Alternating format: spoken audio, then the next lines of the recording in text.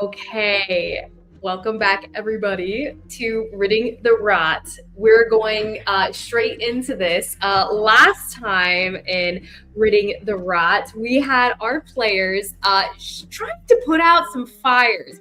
The fire being Jaskier and Shy had pretended to be Shy Sprout pretended to be Karhale, failed in pretending at a certain point. Jaskier had tried to save Tyeenath's life from the burning death and failed to do so as well. Unfortunately, there were multiple natural ones involved in this scenario. Nonetheless, the party themselves go off to rescue their friends who have now been threatened and pretty much they know that they're being put to death. Kalukigo tribe currently. So as you guys race to try to make it there in time to save them, you guys cut down a lot of the time on the way up. You guys make some really good rolls, and you guys get there pretty much as soon as humanly possible, as soon as mortally within your realms of humanly, I suppose, possible. And you guys make it there before the fire has been set, right before, during the ceremony where they're about to send off Tyeenath. You guys rush to the bonfire where they've put the small dead body of their child on the bonfire, as well as the captives of those who failed to save him on the bonfire. Now, the lightning and the storm of a saddened and angry Thavanoth is going on around your guys' race to save your friends and race to save Mithva and Vomith as well, the twin Floratua tribe members who Karhale has taken under her wing and is now part of her tribe. And you guys race to save all of these individuals involved. Now, Zimmit comes in with Karhale with their plan to try to convince Thavanoth that it's not too late for their son. And there was a bit of a confusion about what specific ploy you guys were going to use, but it ended up working out so well when Zimmit used a magical hallucination on Thavanoth, convincing him that his Chindish son was visiting him in a vision, and convincing Thavanoth to trust in the representative of Wapiti and Irsa, the Vodr, that they trust in as the Goliath and the religion that the Goliath have. Now, Konari side quest goes after Mithva and Vomith, finds them hanging above a crowd of slaves that are kept within the Kalukigo tribe, as they are a slaving Goliath tribe here. And within that hut, the slave hut here, Konari finds them hanging and recently flogged here and bleeding down. She's able to pull them off, rescue them, stick them into the bag, and race back to the group where Karhale and Zimmit have been battling with words, Thavanoth and Vigarath, who were very suspicious, very unbelieving, but with some great rolls and some great words from the two of them, they are able to get a reprieve from the suspicion for a brief amount of time. They are willing to trust you guys one last time. But I got inspiration. Yes, you did. And Zimmit, do you have inspiration currently? Because I did want to make sure that you also had some, if you did not already. This is a D6, to clarify, a D6 of inspiration. You're muted, sweetie. I can hear you, but no one else can. It's a D6, not a D10? Yes, D10. Whatever I decided before, I forget what dice it was. I have written down here D10. D10. You mean D12? Sorry, D100? Terrible. Okay, I take it back. It's D6 now. Downgraded. No. Senpai, no. Give Karhale a D4. I'll take the D12. A D10 is still good. We'll stick to that. Yeah, you'll take a D12. That's what we have Zimmit, who is able to convince, along with Karhale, able to convince Thavanoth to trust you guys one more time by using his enervation and drawing the energy out of this creature, like he's done before with Trig, and like he's done before with, I guess Trig was the experience. So he's learning that he has control over the darkness here, and he can kind of draw it out and separate it from whatever has been attached. It's been attached to. So as we continue forward, Karhale, Nemo, Zimmit, and all go with the Goliath leaders, the chieftain and wife, Cheiftess, to Raoden's place. So Nemo casts the spell to magic circle, teleportation magic circle. Nemo, you have that in your list? Good, okay. And return you guys using Karhale's home address for Raoden's house anyway. Return you guys back to Raoden. Right before doing so, though, Konari throws the bag to Nemo, so he has the bag of holding. Nemo currently throws it and hits Nemo. Whoever has the bag of holding currently, write down that Nemo is in possession. And Nemo, write down bag of holding in your possession, because that's what you have. Shy Sprout and Jaskier are kept behind. Jaskier as captives. And if you guys do not successfully resurrect the kid, then something might happen to them, and that won't be great. So Konari stays behind just in case, with Jen as well. Both of you guys are still hidden. You are still stealthed enough. No one's noticed your presence within the tribe yet, because you guys got crazy stealths. Nonetheless, you guys are split up for the moment, and whatever might happen while you guys are individual.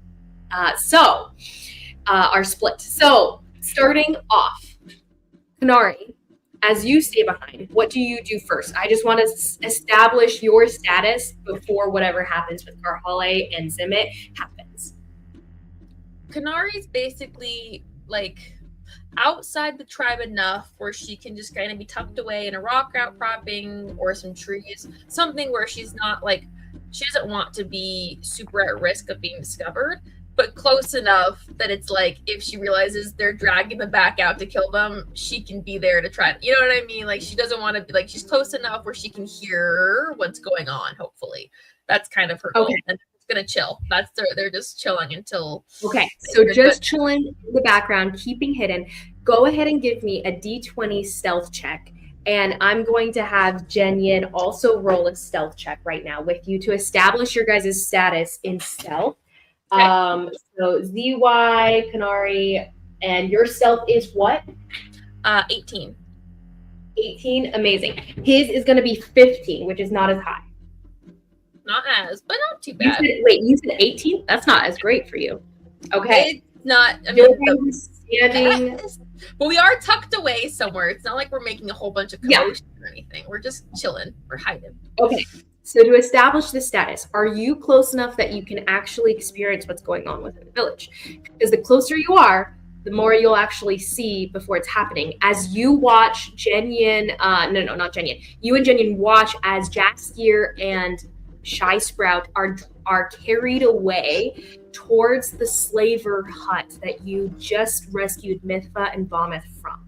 They're planning on keeping them chained up in there, and you see them lead them inside, and then you see a crowd and you're far enough away that you won't be able to hear them. You're out of earshot, where you can see there's a frantic energy. You can't see. Jen sees this, and he's describing it to you as he sees a frantic energy as the fire is being mostly put out and kept at bay at this point.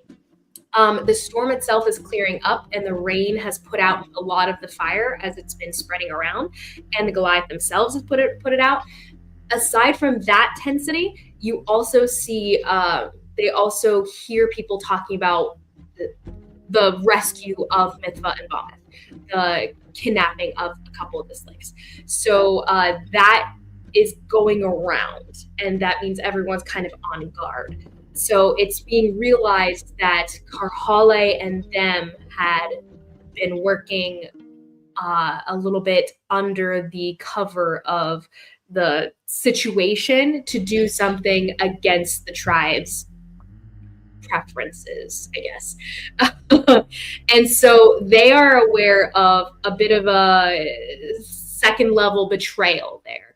So when Thavanoth and what's her name return, they are going to be aware that those two have been kidnapped and you guys have worked against them secretly.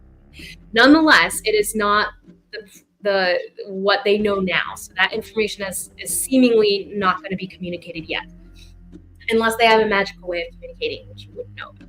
So, nonetheless, you are aware that they are now on alert. So I'm going to go ahead and roll to see what the DC is for them noticing you, in which case you might have a problem on your hands, depending on how close you are. So you determine now, are you within the village where you're going to see what happens and close enough to that hut that you'll be able to know when they're planning to kill them or not?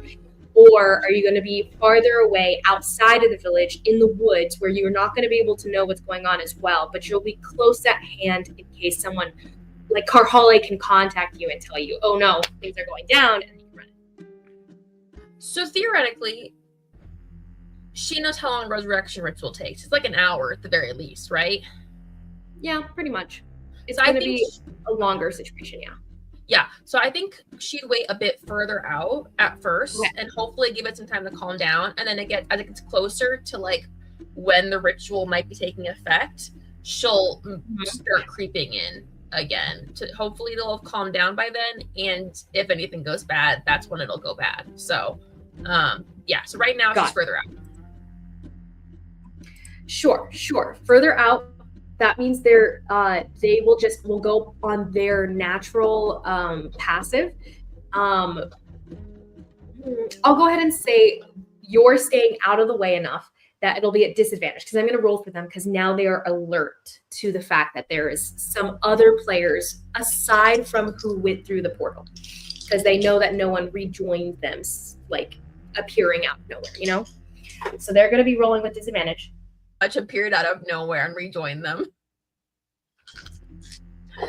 He literally was invisible and then showed up. Well, Jen Yin was invisible in the first place and then re-stealthed into... So they never experienced him. They only saw you. Right. So I'm saying if they're looking for someone to rejoin the party, Nemo actually was invisible and rejoined. You're right. He was invisible and then rejoined the party. So there's... But nonetheless, just saying, they saw you and you didn't reappear. And so therefore, you're still somewhere. And you did just kind of like sneak in and whatever.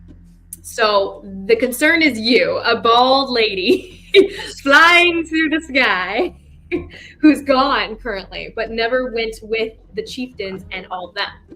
So they are aware that you're somewhere. In which case, the passive for them, or not passive, it's their perception. Okay, so then on the other side of things, Karhale, Zimmit, and Nemo, you guys appear within Raoden's magical workroom. And this workroom has shelves kind of surrounding. He has a couple work tables in here. He also has a little bit of a sitting area for him to read his notes as he's working on things. But at the center of the whole room, there is the magical circle the permanent magical circle that he has where you guys return, and you're familiar with this area. You guys appear in the middle of the room and hear, oh, so how did it go? Lovely. It went well, it seems. Hello? I'm gonna mind link with Raoden and be like, oh, that's good. God bless. And say to Raoden, I need you to resurrect this boy and do it without making it seem like it's a revivify spell, resurrection spell. He raises as you're speaking.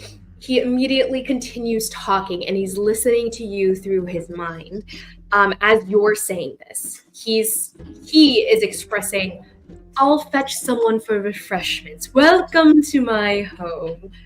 Especially short notice. And once you finish speaking in his mind, saying that, he responds in his mind, all right, the thing is,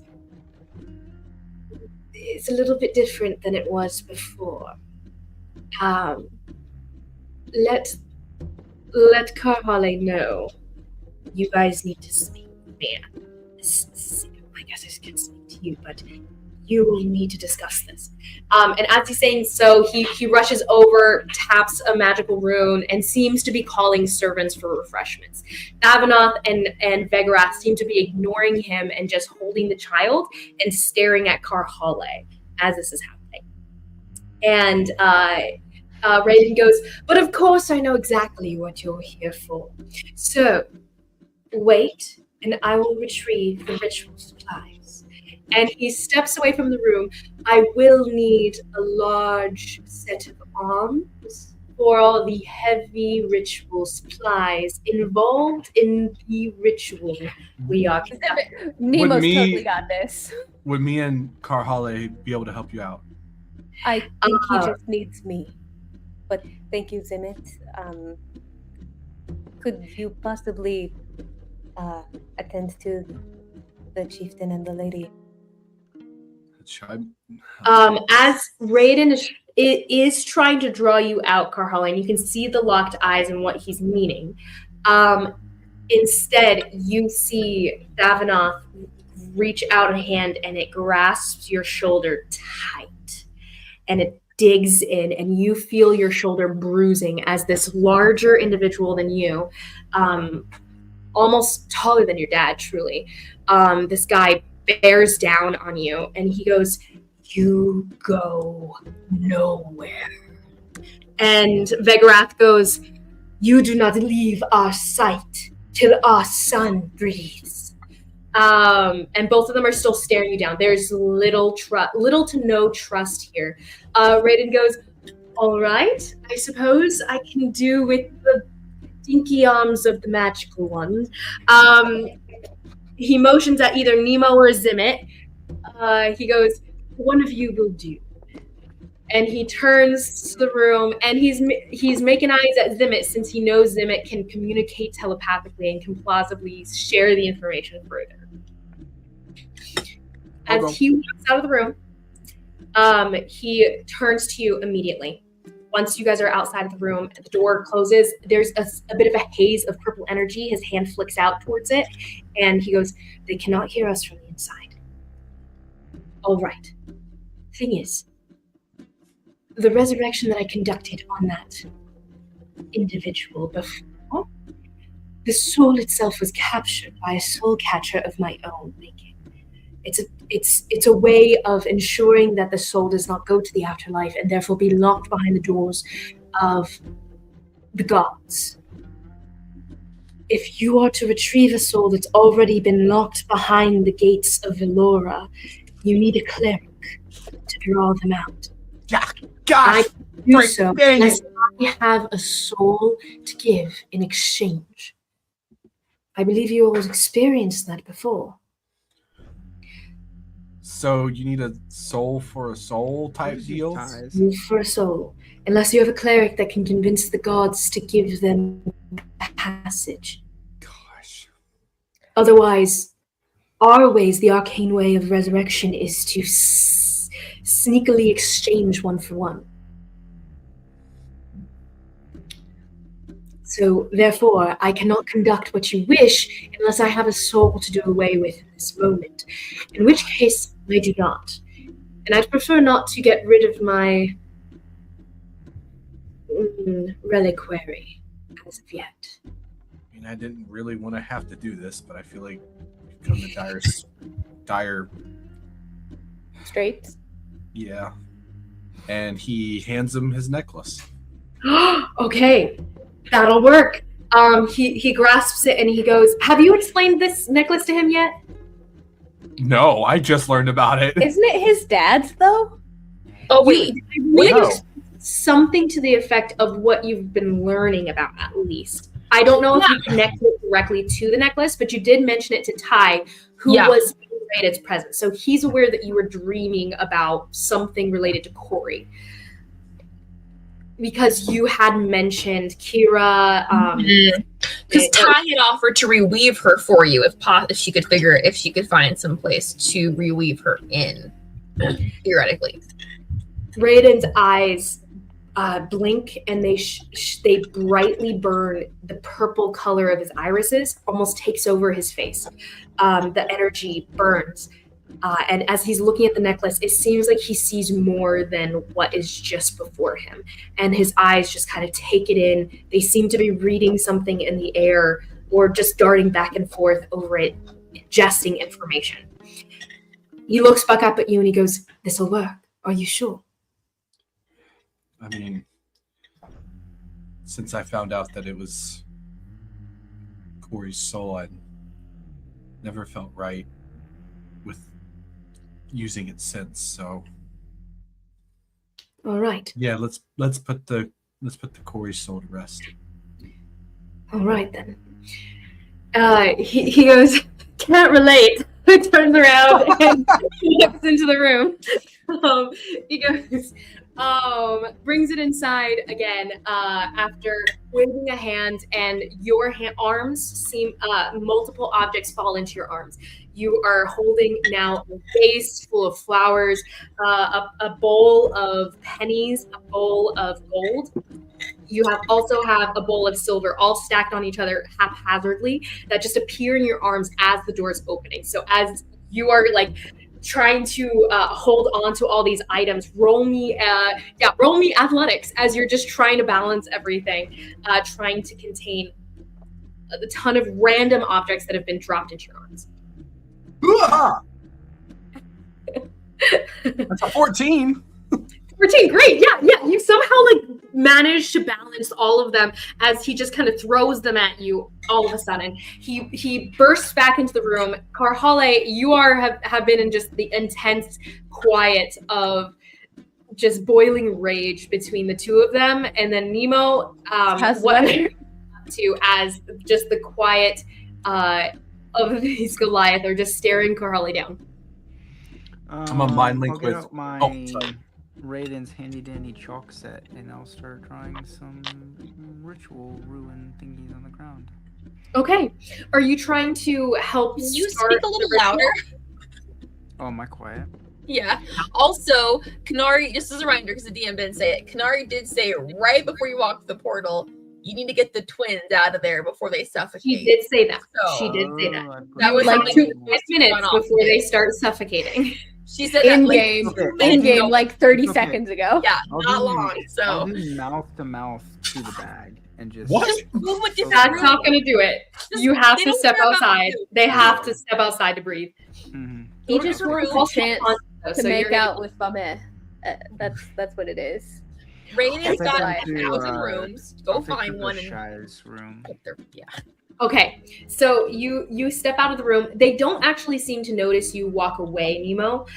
They seem fully locked on Karhale here. As you step away, you can definitely do so. You rush into the other room. What room are you going to? Are you going to the healer's room or your room? Shy's room. Okay, so you step into Shy's room. There's multiple animal droppings all over, but there's the spread of hay that's on the bottom of the floor, and therefore you start to kind of pull them out of the bag, laying them down. Both of them are bleeding profusely, and there's actually a couple animals that come over and start lapping at the blood of these creatures that you lay down in front of them. But the little creatures are gentle. Nonetheless, you can return to the room if you wish to. I'll go Zimmit, to... You Well, re-enter. that room should be loud and messy enough that it'll be hard for anybody to notice. I'll go and fetch a... I'll go and fetch a healer, though, to bring to the room. Okay. The only resident healer, unfortunately, was Jaskier. And Flash me, but Karhale. that too. Wasn't there a little girl? A little girl? Are you talking about Shannon? She was a maid. Oh. Okay. Yeah, unfortunately, Raoden has not had a resident healer for a while. Unfortunate. I would say roll me an intelligence check. See if you can think of anyone that might be able to help in this situation. Who are not locked away. I swear, if you bring that prick Archie to the palace to do this, I'm gonna lose my mind. Well, he doesn't know about them. His only experience really has been this household thus far.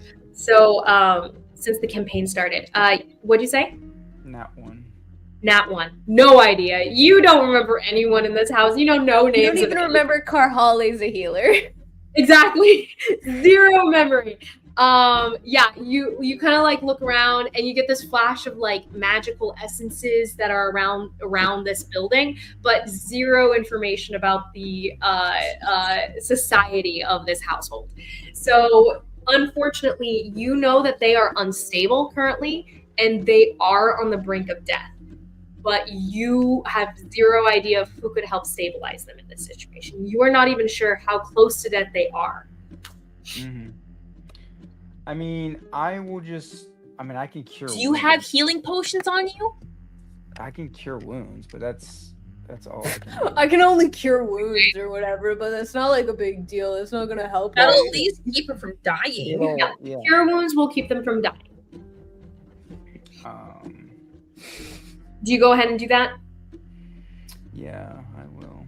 Okay, don't worry about waste my spell slots on them. Yeah, don't worry about rolling. This will basically stabilize them, but they're still unconscious and they've still been like, they're exhausted. There's multiple levels of damage to these individuals now. Yeah. So they are not waking up anytime soon, but you are able to stabilize them. Multiple of their wounds kind of glow this bright bluish light that your magic tends to glow until they seal over. Multiple of the wounds, not all of them, just the deepest ones. Mm-hmm. From there, you can return to the room as Zimmit's returning. And Zimmit, you said you wanted to telepathically communicate to Karhale? Oh, yeah. I was just going to tell her,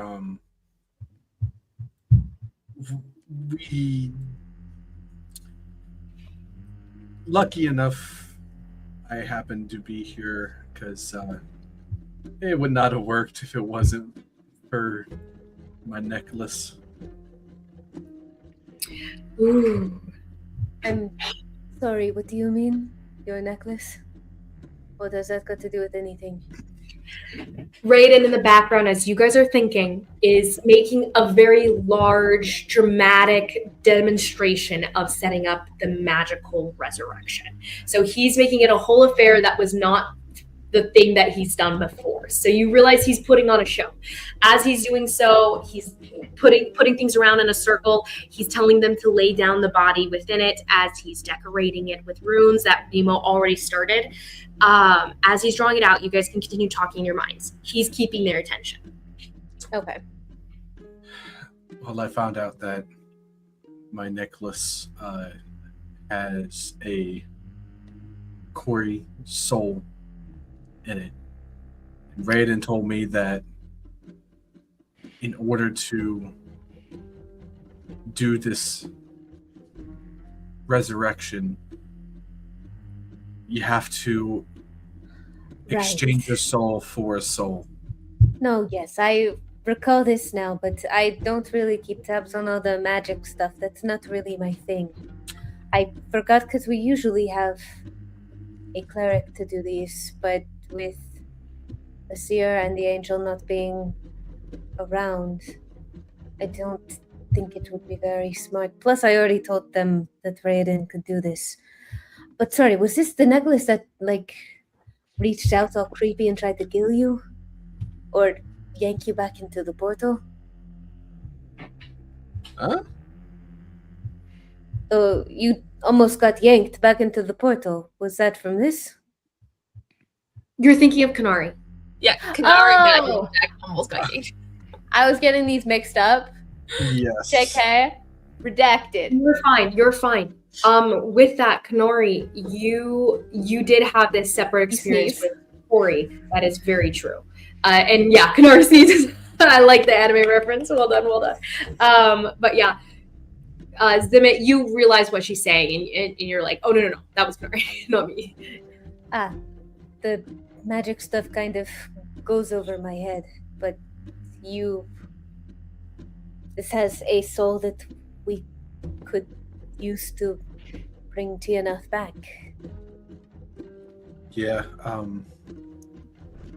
really was hoping to kind of reforge the soul.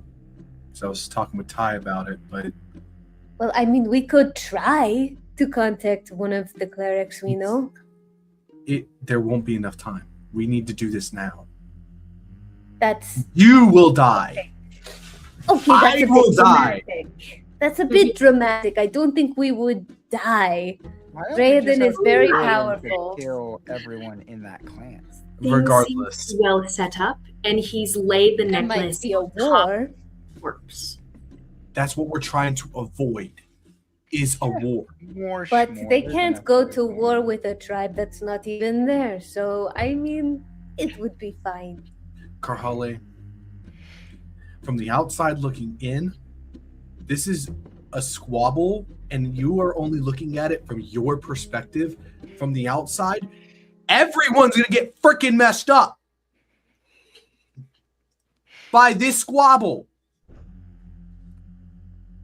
Goliath have had infighting for centuries, And it's and true. it's only been truly detrimental since your kind has started to interfere. Ooh, we're getting nonetheless, at this point, Raoden dusts his hands off all dramatically, kicks out his robes, and crouches above the corpse. As he reaches to touch the forehead, his hand starts to glow, and he goes, "We can begin when everyone is ready." And he goes, "This is going to be wild. I haven't done this for a long time." And he's got kind of like a manic gleam, and you can see that he's still kind of putting long time, like a week ago. but his manic gleam seems to be on Vegorath and Thavanoth, and he goes, "Sometimes magic does weird things with souls." And Vegorath seems to like approach aggressively one step. She goes, "Do not twist my son, devil." And Raoden goes, "Oh no need to worry. His chindi, as you put it, will be all right in my hands." And he starts to cast the spell. All of the runes begin to glow, and he turns to the three of you guys as Nemo's returning into the room as well. He goes, "If you would like to engage in the ritual, you may, though you do not have to." He looks up at the mother and the father, and he goes, "I would ask the two of you to call to your son. He may not know you, but his soul will." I'm gonna mind link with Karhale and say, "You owe me big time for this one." And he steps up and says, "I'll help." Okay. We have one person engaging. The parents step up as well. Their engagement will count as one, I will say. Okay. And I'll move for them together. If there's anyone else who would like to engage, you may. Up to 3 people. Karhale also will. Okay. So as you guys step up to the ritual, it begins. Your guys' eyes change to the... Wait, is Nemo gonna do it? Does Nemo wish to? It's up to you guys who engages. Woo! Nemo, participate! Nemo doesn't care about this Participate. child. Nemo- Are you well, it's more if Nemo went back to the soul realm, he would not like. Well, he's- you could help otherwise. You could like help Raoden with like the ritual setup and like do some magic stuff to like Yeah. the role. Could be the... You don't have to like Yeah, go He's in. not going. Yeah, he's not going in. But I'm sure if you tell Liz like you want to do like something magic-y to help You the tell ritual me how itself, you would want to help if you're engaging in the ritual. I'm sure she'll let you roll to contribute to help us lower the DC so that things don't go terribly. It's true. Do you wish to, Nemo? In which case, we're continuing. I would not. I am not going into but I'll do whatever. No. inside. You don't have to go in. The engagement is more just connecting with the ritual in general. So you can disengage from actually letting your soul drift within the ritual. So you tell me how you would like to help with this ritual, and we'll go with that. Okay, so everyone wants to help. There's one person who's going to have to step back. So Never mind. So the parents will be one, and then I have 2 more slots. Oh, well then probably Karhale and Zimmit. Never mind. Sorry, I thought there were 4 allowed. Yeah, that's what I thought. Yeah. So it's up to you guys.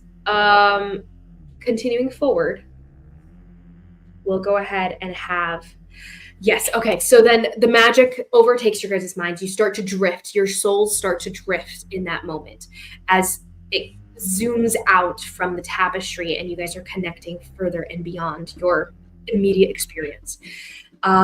You guys don't necessarily look upon Tyeenath in this moment, but you guys do feel the sense of his soul, since you guys do not know this creature at all. In this moment, Vegarath and Thavanoth reach out, and Vegarath herself calls for her son, and she goes, "Come home." And as she does so, they're going to roll a persuasion check. And with that, Karhale, what do you wish to do to try to draw the soul in or to help the ritual along?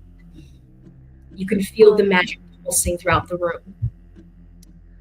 Before we went in, Karhale got out, or she probably would have had to have Zimmit or Nemo go retrieve her warhammer with the symbol of Yrsa engraved on the side, and also bring. She probably had this on her journal, her herbalism journal, the one she got from Jaskier. That to her is kind of like her symbol of Wapiti and the Wayfinder. So she'll have brought those out and just had Raoden show her where to lay them. But going in, she'll try to just feel out a connection with them and try to draw that connection towards this soul. Okay. Yeah. She'll say, I got the guy. You're very quiet, Nathan. I can't hear you. I don't know why. But I could have grabbed the what's it called? Wow. I was dropping out the twins. Less. Nice. She'll say, Yrsa, this child is to be the protector of many.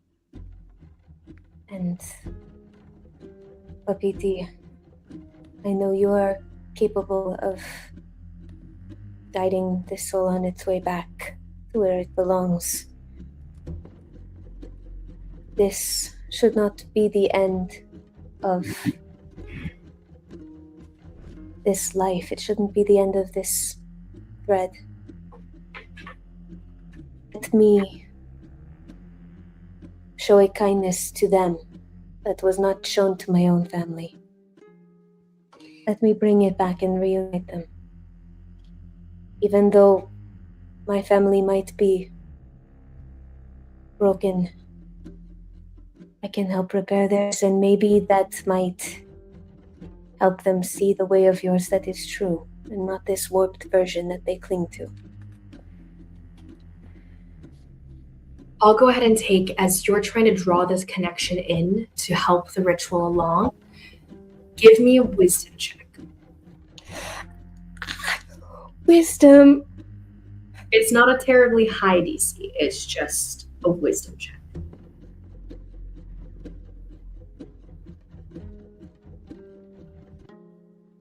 I tried rolling a D12 first, and that didn't work real well.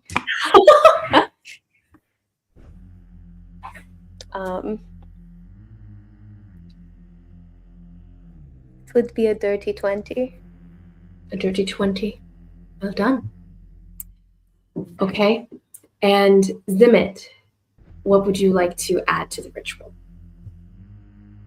Really can't do much. Can I just cast guidance? Yes, you can completely cast guidance.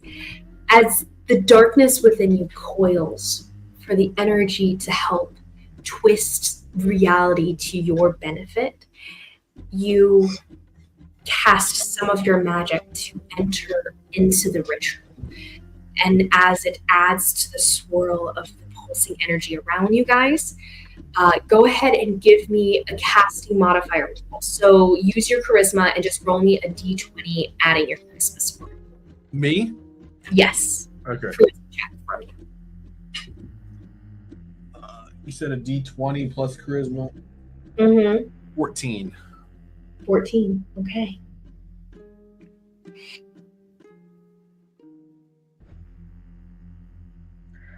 Hey, DM. I have a Yes. question. What's your question? Can I add my inspiration to your roll of whether or not this works? No. Curses. Worth a shot. Unfortunately. Okay, so with that, the three individuals who are adding to the ritual have not succeeded, but have done what they have come to do. Raoden himself is speaking words under his breath, words that you guys are not familiar with. They are the words of the arcane. As he is speaking, you guys feel your guys' hearts start to race as the soul itself is being tugged at and raised out of the necklace at the child's chest. This soul seems to raise up in this tiny globe of bluish light until it's absorbed into the ritual. And then you guys feel something else tugging and pulling at the beyond, pulling at threads, trying to drag a thread that's been snapped and trying to reconnect it to this reality and this body. The magic reaches, and I'm going to go ahead and roll, and I'll send a picture to you. I would roll in front here. I'll roll in front. The box of doom. Just use the dragon tower. Well, I don't have the dragon tower. The thing is like the actual view of it. So I will go ahead. I don't have a good way. I'm just gonna do it and send a picture. It's fine. What's up? Okay. I mean, we don't think you're gonna fudge this roll. Okay. So If it's not going to pass, I want to add my inspiration to it. Is that Then- possible? I just asked that, and she said no. did just ask, and unfortunately, no. You guys can affect your fate. You cannot affect someone else's. So in this case, I rolled an 8. And since I rolled an 8, the DC of the normal status is 10, DC 10. And anytime you guys help the ritual, it is lowered or raised accordingly. Miss Karhale succeeded, and Zimmit succeeded. But Vegarath and their father and Thavanoth failed. Therefore, you guys feel the body of the smallest child, the smallest Goliath you guys have experienced thus far. And the cub, just a tiny breath. And the intensity in the room snuffs out. The magic gone. Raoden's eyes flicker as he's backing away from the magic that he's just cast. And a small cry rises at the center of the room as the baby starts to wail. And Vegarath falls to her knees at his side and picks up the old clothed child and presses him to her chest. I'm fine. Thavanoth himself seems to be frozen amid this experience and reaches forward to put a hand on his wife's head that drifts down and finds his child's body. His head, he caresses his child's swaddled cloths, and then he hugs his wife over their child. This moment seems to be separate. They seem to forget everyone else in the room as parents bond with their newly brought back child. None of them Tyeenath brought back. He never died. dies. He never died. He What'd you was say? Sleeping. He was not resurrected. He was just Sleeping. Raoden backs away and he goes, yes, this is truth. This is the way, and I need to write this down. And then he runs off in this like manic, gleaming, flashing kind of grin. He starts to kind of flutter about the room, doing random crackly. Can you like mute yourself and unmute yourself? It's very crackly. Is this better? Well, I mean, if you don't talk, that also it's kind of hard. Yeah, it's fine. You just don't talk. Let me see if connecting will help. It's not crackly to me. That's weird. Yeah, same. I don't have any issue. I don't know. Is it crackly to you, Jared? I mean, I don't know. So I'm not crackly at all to you guys? To me, Not- no. Normal. To me. So maybe it's not on my end then. It's Aaron's fault. Maybe it's just me. No I'll worries. grab my headphones, and we'll see if that helps. I don't know. Okay. Sorry. Proceed. Continuing from here though, they hug each other over this small child. In other areas of the world, Konari and Shy Sprout, are you guys doing anything? Shy Sprout, you're tied up Well, I was and gonna say, you yeah, I are can't. hanging in the middle of a hut. Yeah, so you're kind of I'm hanging from my feet being bled out. not being bled out, but you guys are hanging from your feet in the middle of the slaver's tent. So that is a factor. Jaskier is in front of you and seems to be like making some sort of motions at you with his eyebrows, but he can't talk because of the gag. So unfortunately, he can't communicate to you. This is like Django Unchained. Yeah, pretty much. We yeah. I walked in. But if you guys are not up to anything, Konari, are you just holding firm and waiting?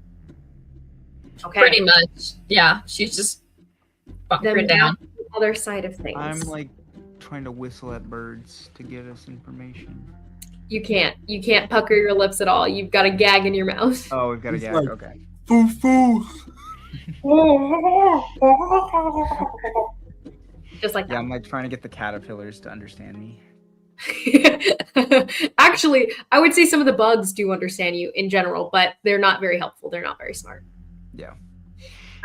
You You're see very ants, smart. Thank like, you. crawling over your face, pause and like listen to your grunts for a moment, and then continue his business. Mm-hmm. Yeah.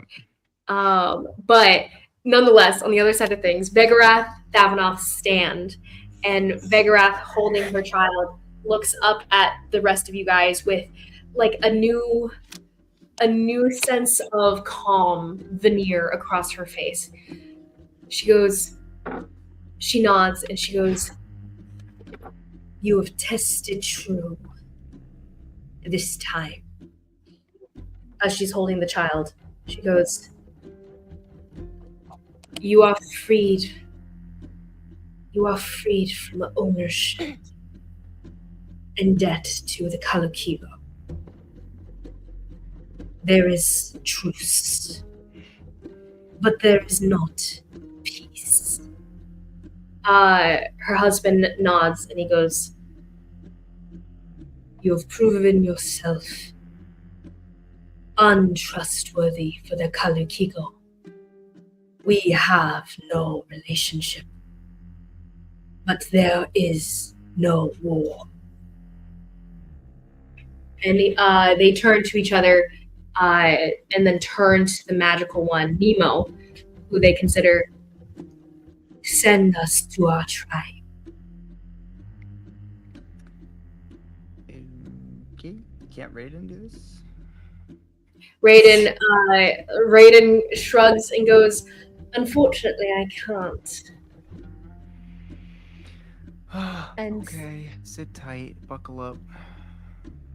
Do you have another spell slot available for teleportation circle? What level is We're gonna have to get what's some faces, Shy and Jaskier. So you guys can just walk home. Are we gonna have to camp there for the night before Nemo can bring us back? I was about to. Let me see. What level is it?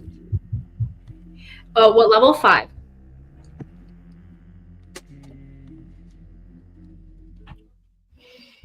If you're available to do it, then great. If you can't, Raoden might be setting them down. Yes, I have one more 5th level. Okay.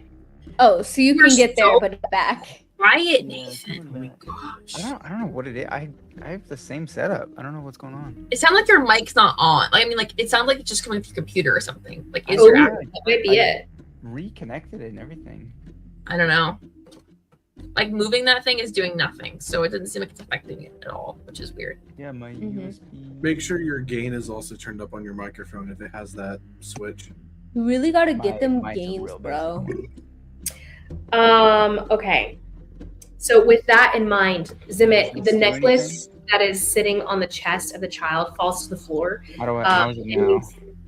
And you, it sounds okay. It's not I great. turned the volume up, but like. I truly think it's coming from your computer currently. I don't know. No, Because normally it's a lot comes hotter. from the microphone. Yeah. I mean, I could do it on my. What's it called? I mean, that's fine. It sounds good. Okay. It sounds good right now. Like, that's fine. That sounds just better. All the way up. No, I'm coming out of my computer. Is this different? Is this better? Oh, that's worse. That sounds fine. I like the other one better. It's quieter again, yeah. Nonetheless, oh, what was I saying? Crap. The necklace falls to the ground, and you hear a tiny shattering as the beads of this necklace, the gemstones in them, seem to shatter upon impact to the floor. The necklace is empty, and it is currently no longer magical. I'm gonna pick up the necklace and give it to.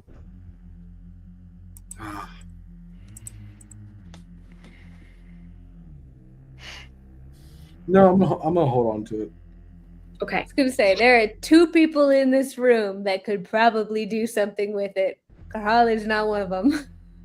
The gemstones are broken, but the inscriptions on the back of it that have some Kori words written in are still present. So the metallic fastenings of this necklace are still around.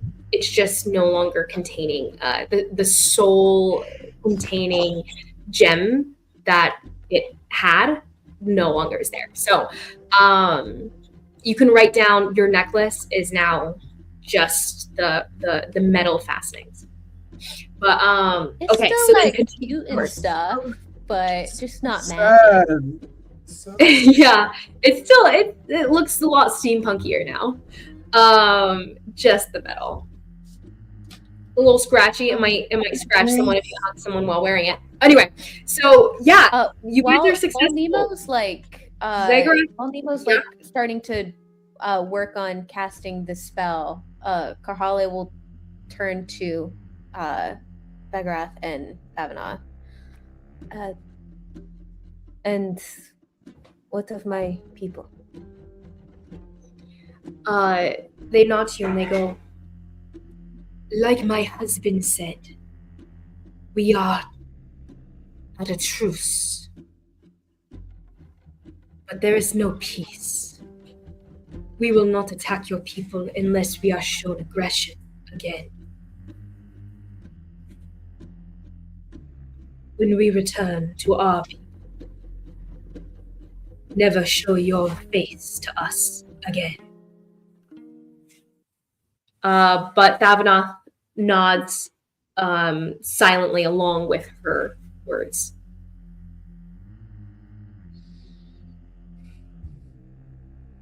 I can accept that we will never be allies, but I am glad to not have an enemy of you. Thavanoth, like, there's a low grumble in his chest that feels more animalistic than it is person. But It's hard to say exactly what that growl means, but they do not answer. Can I roll an insight check? Because I know that Mithva and Vamith are snatched. Do I think when we get back, this is going to cause a problem? Insight check, Schminshikes check. It doesn't even matter. You 100% know. They just said one more act of aggression and it's on. So you 100% know. Like if they discover that you guys acted against them in any other form, like this is a very tentative truce. You are aware of that. Like So they are not friendly people and they hold grudges. You can completely grasp in this moment that they are barely like not killing you right now. It is the fact that they have a kid with them that you just saved the life of, that you have a pass right now. Like they hate you. They hate your guts. okay. We could just give them Parhale. Yeah. You are a betrayer. You are Yeska. There's multiple levels of why they hate you. You are barely passing we are not going to kill you right now. So basically, they just took that cherry off the top and threw it away. Yep. Okay, so to answer my question, when they discover that they're gone, 100%. bad things will happen. Most likely. You could give them back and say, here's... Just put them back where we found them. Like, you guys are aware, as this is happening, Nemo's casting this spell and recasting the teleportation circle. If you're going to travel to the other side, you'll want to do it now. And if Konari is going to come back, she's going to have to come. I'm going to need instantly for someone to link with her. But there's no Shy. We don't have Shy and Jaskier yet, and we're not leaving them there. So they're not letting them go. You guys are aware that the teleportation circle itself only transported you guys to the base of the mountain. You guys, Konari is nowhere near where this teleportation circle is going to show. And I Right. So they're not letting them go. That's what you're... No. She's asking whether or not this means all-out war once they find out, which we already know the tribe knows. So by the time they get back to the tribe, they're going to know. Find out what? They're gonna. And Jared's asking about Shy and Jaskier. Liz is talking about the twins that Konari just freed. So she's also saying there's no way of Konari getting back. Yeah. So here's the problem. Hold on. Let me sum up the problem here.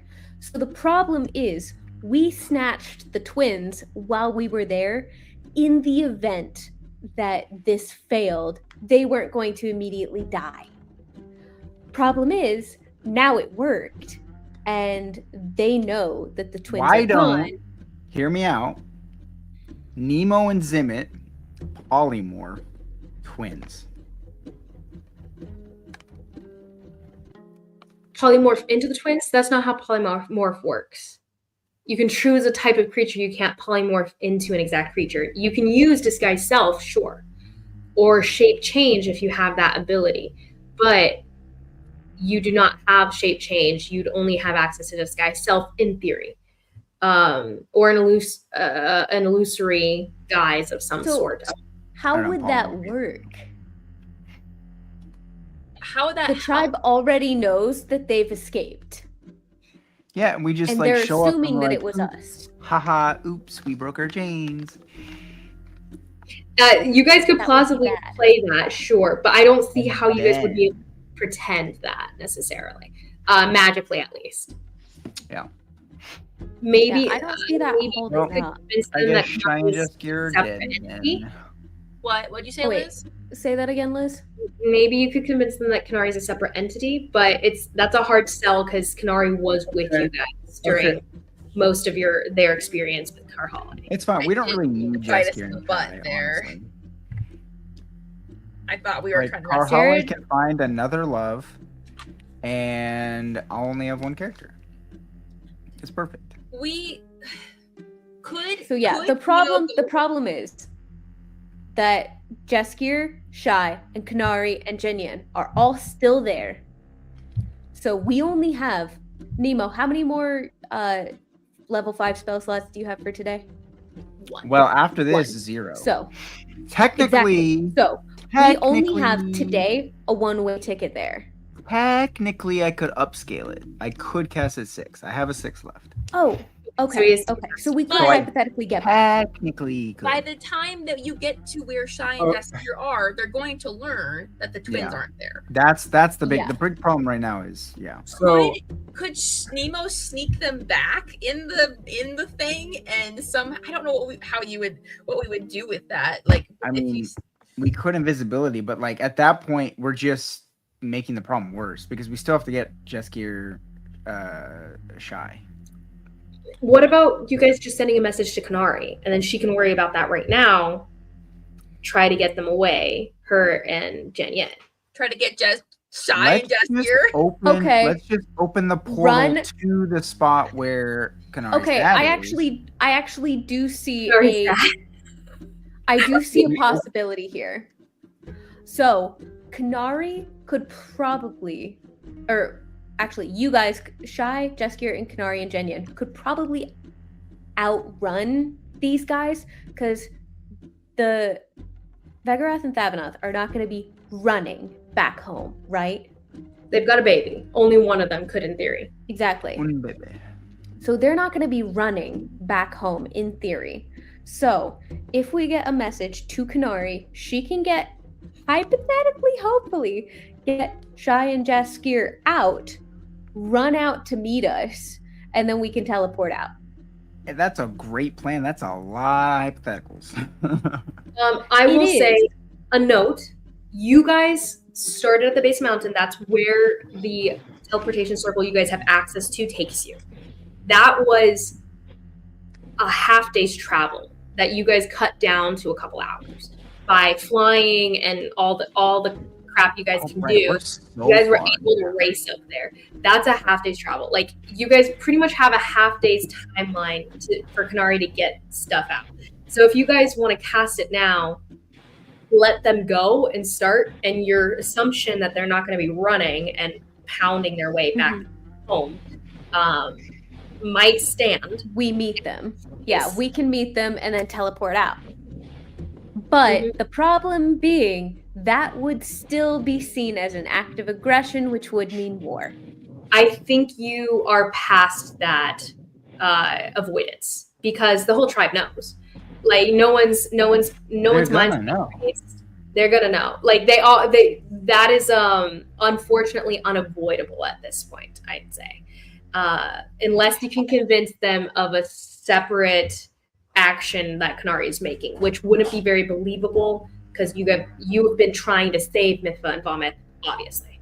So they currently have no clue where Vithma or where they're at, right?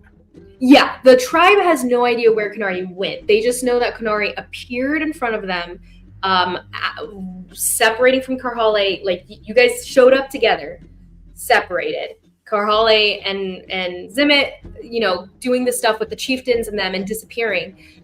All they saw was Konari attacking the two guards initially, disappearing, and then Vomit and Mithva disappearing as well, as they were seeking her. So assume Konari stole them because she approached the tent that Mithva and Vomit were in. So they don't know where. Okay. So, but they disappeared. Yes. Let me run a hypothetical by you. What if I use modify memory on Vegarath and whatever her face name is, and can try to convince them that the twins are dead? But the tribe knows that they're gone. The whole tribe knows. I know, but the thing is, if they go back thinking that the twins are dead, they're like, we can't find them. They're like, oh yeah, they're dead. I actually, okay, so unfortunately I don't think that will work in the way that you're talking about it. But the modified memory is very cool. Maybe you could convince them that you took them under their permission. Maybe you could try to. That's what I was about to suggest. That too. Yeah, like You can modify your memory to say, if you heal our son, like we already told you could take the twins because you were going to heal our son, basically, or something. You could try to recreate that memory to give them the thought that they gave permission, and therefore when the tribe's like, oh yeah, they kidnapped Vomith and Mithva, they might be, that might be convincing enough in their memories to think that, yeah, actually we gave them permission to take them. Maybe we didn't communicate that because of all the chaos. Okay. Okay, that's the only viable option so far. I think we should go with that. I think that's your best option. If my only other be a role of Zimmit's intelligence to make a very believable situation like that. Just to kind of, depending on what you say. So it'll be a roll / what you describe, and then what you describe will determine the DC for that roll. So it could be really low if what you tell me is super convincing when you create the memory. Okay. What were you saying, Izzy? Oh, I would say, I think my one other thought was you could convince them, like, we're still the only ones that have the cure for this. So if anybody else gets sick, you won't have any chance of healing them. So, like, yeah, just come clean and say, we took the twins. My bad. But, like, we just wanted our people back. But you gave us 2 lives. We'll help you with 2 lives. You know what I mean? We will help you in the future, saving 2 more people or people who are sick, kind of a thing. Because, like, we're the only ones who know how to cure this. That was my only other thought about that. Okay. That's a good option. Give them a reason not to just declare war, because you're right. We're the only option they have. Yeah. In case. Jared, is there, if the modify memory fails, what happens? Do they know that you messed with them? I believe so. Okay. Nathan says yes. I'll look it up. Okay. That's bad. But can you cast it twice? They're 2 separate people. It is 1 action casting time. So to be fair, 6 seconds. So Begarath showed up after Zimmit convinced them to give him a chance. So it's not, so she had to take, so it really only has to work on Thavanoth. Why they were going back with him in the first place, because he said, no, the Vodr told me to talk, you know what I mean? So there things happened when she wasn't there, so she might not have been privy to that herself. It really only has to work on Thavanoth. Anyway. Okay, that's actually pretty convincing. Thavanoth would be like, actually, I did agree to this already, in theory. Hypothetically, if it worked. Does Nemo have enhanced ability? A note. And this is a factor just because these are some epic chieftain creatures. They have resistances, and you guys haven't battled them. Well, I have. You've battled. Well, no. I'm saying within today, you guys rested between that battle. So they're fresh. Yeah. Everyone's fresh, and therefore they have full-time resistances right now. Whatever the amount is, you guys don't know. So if he tries to do this, it'll have to be after those resistances are expended. Well, because he could have used them also whenever I used the whole Phantasmal Force thing, because he had to make saves for that. He did. He could have, but since that's a very low level spell, because I don't know, resistances are very meta. So my choice of that's a low level spell and it's not necessarily a big threat. So me as the running of this character wasn't going to resist that low level kind of spell. Even though the effect was really cool, it wasn't something that he felt the need to protect, to block entirely. It wasn't that threatening to me as a meta running of this character. So you can decide, but modify memory is a lot more threatening and therefore would be something to resist as the meta running of. On the meta sense, would he know if he used a legendary resistance to block it? Would he still know that he was messed with? Yeah, I would say so. Like if he shakes it off, like because he can just shake off powerful things pretty much. He would know. It would be in essence succeeding. You know. So if it's a spell that can be noticed, So we're essentially screwed, regardless. So you could try to convince them, like just come Dude, clean. we modified the kid's memory. Thank you, Nathan. Little baby. The spirit of the baby gave us permission to take them. You could just come clean and be like, we thought we were going in there just to rescue our people, but then realized the kid's still alive. We can save him. We didn't think we were gonna be able to save him, and so then because we don't want to, like you guys thought he was alive, he thought he was dead, but he's actually still alive. It's not personal, it's just business. No, but and then just be like, apologies. However, we are the only people who can help with this, so we will help you in the future if you guys need it, because we have these, you give us. They hate our guts. I think I you just don't see them. What else is our option? I don't see in the spell where it says they will notice if they succeed in the spell. If they succeed the test. Yeah. In this case, Right. it would Okay. be like a mental reaching in that is shaken off without them even realizing they're doing it. Try it first. Okay, that's Yeah. a different story. I just went through it. Okay, if the DM says he won't necessarily know if we fail, I say we try that first because that would be the easiest route. Agreed. Zimmit tells you guys that. He knows how his spell works. He's used it before. He's used it to affect his knows vengeance people. It's funny because the last time I tried this was on Thavanoth. Oh yeah, that's true. That's true. And he did resist it then. Yeah.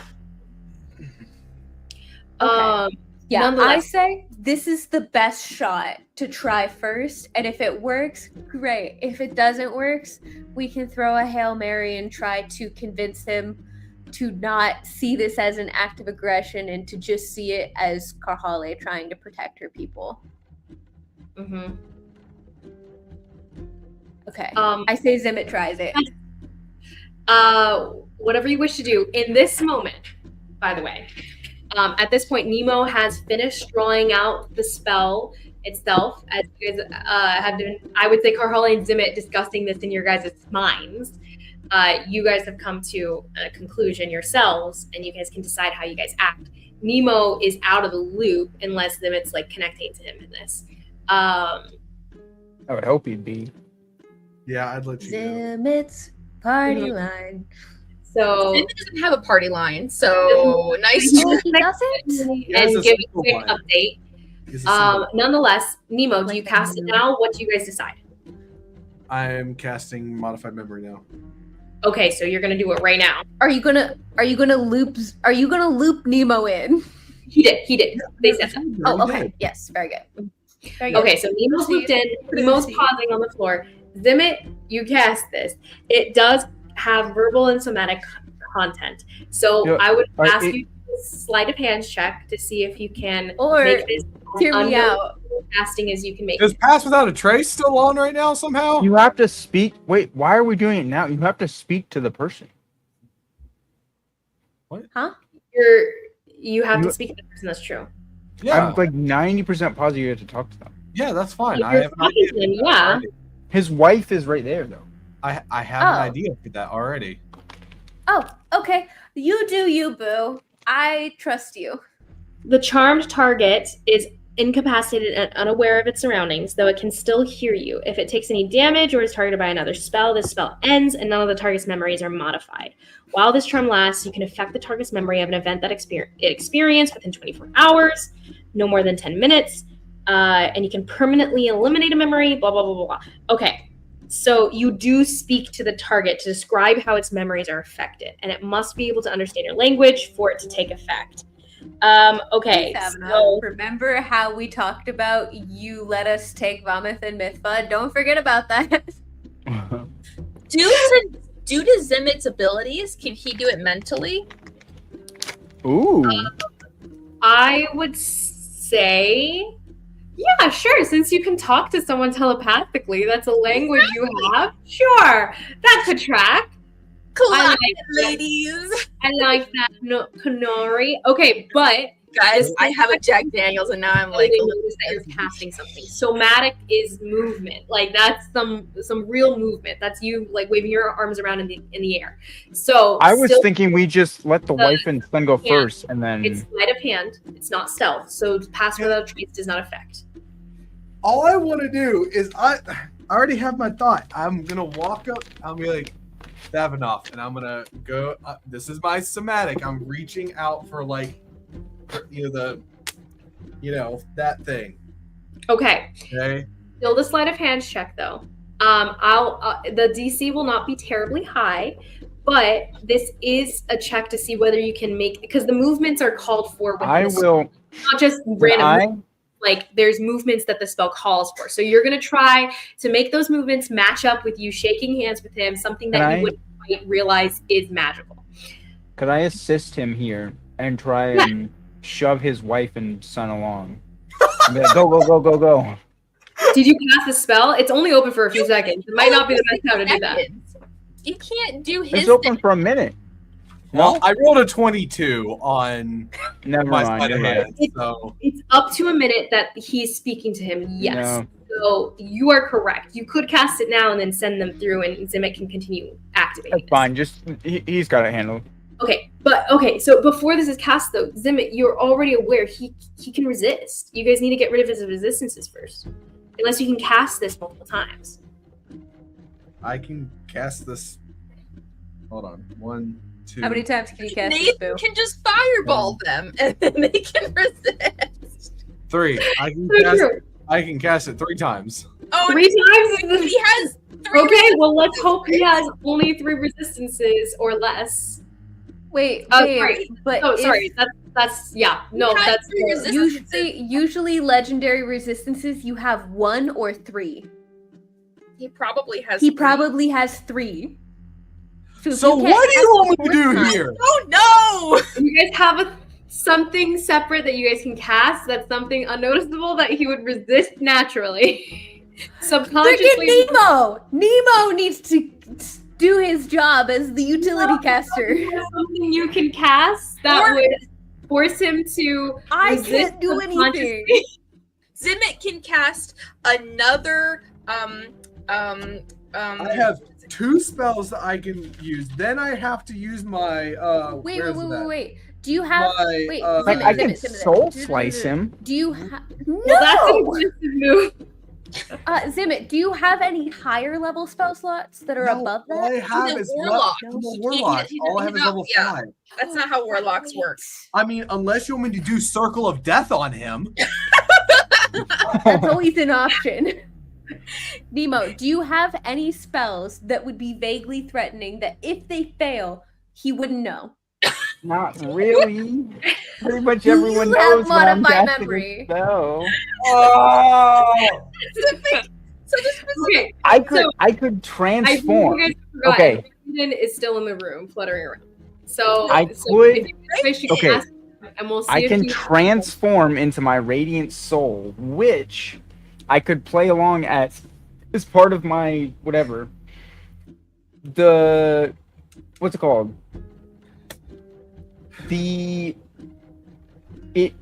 Unless you resist it causes damage. And so like I could just accidentally forget to tell everyone.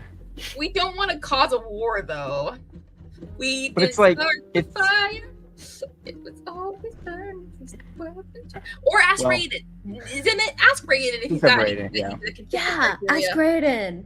Ask Raoden, Raoden do to this do for me. something. Gosh, Raoden's Raoden. Raoden. Raoden.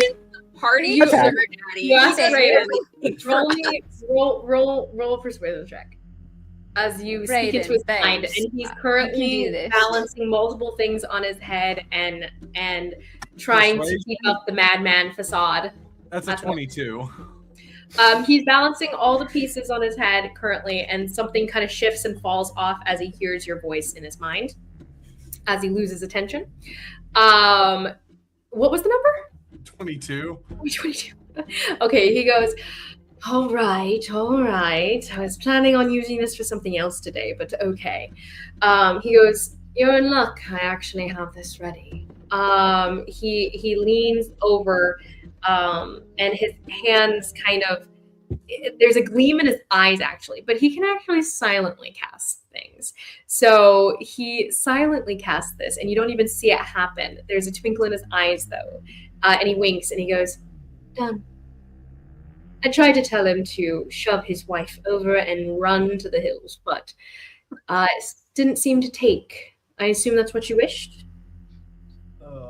Yes, thank you. And he's gonna try modify memory, I guess. Okay, so under this assumption, we're hoping he has less than that. So cast once.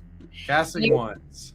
Okay, give me a sleight of hand check. You're going to be casting it 3 times, so there's 3 sleight of 20. The first one was a 22. 22? Okay. Passes. Yeah, he doesn't notice. But are you going to cast again? What? It doesn't work. oh, did he resist? Oh, that's all. Okay. Did he Yeah. resist? Sorry, no one notices anything. Nothing seems to happen. You're like, okay, he seems to have shaken it off. Let me try that again. Okay, go again. Oh, You feel the magic kind that of is slide off of him. that is rather my third normal 17 color. today. So that's a 22 again. That's amazing. That's amazing. Okay, second roll. It's a pass. He doesn't seem to notice again. You reach out with the darkness, and the coiling fingers seem to get like burned away and recoils again. You reach out a third time. Karhali, you actually see this like very haunting face, like this ghostly taking over of darkness on Zimmit's face as his eyes gleam black as he's reaching out and doing this magic. But they don't seem to notice. Thavanoth's focus is on his child currently, and Nemo is starting to whisper the words of the incantation for the teleportation circle. Okay, so then your last roll, what is it? Last roll is a 14. A 14. Zimmit started the wait. fire. Can I add my D10? Would you Can like I to add? You may. Or hold on. I will donate. Can I donate my inspiration?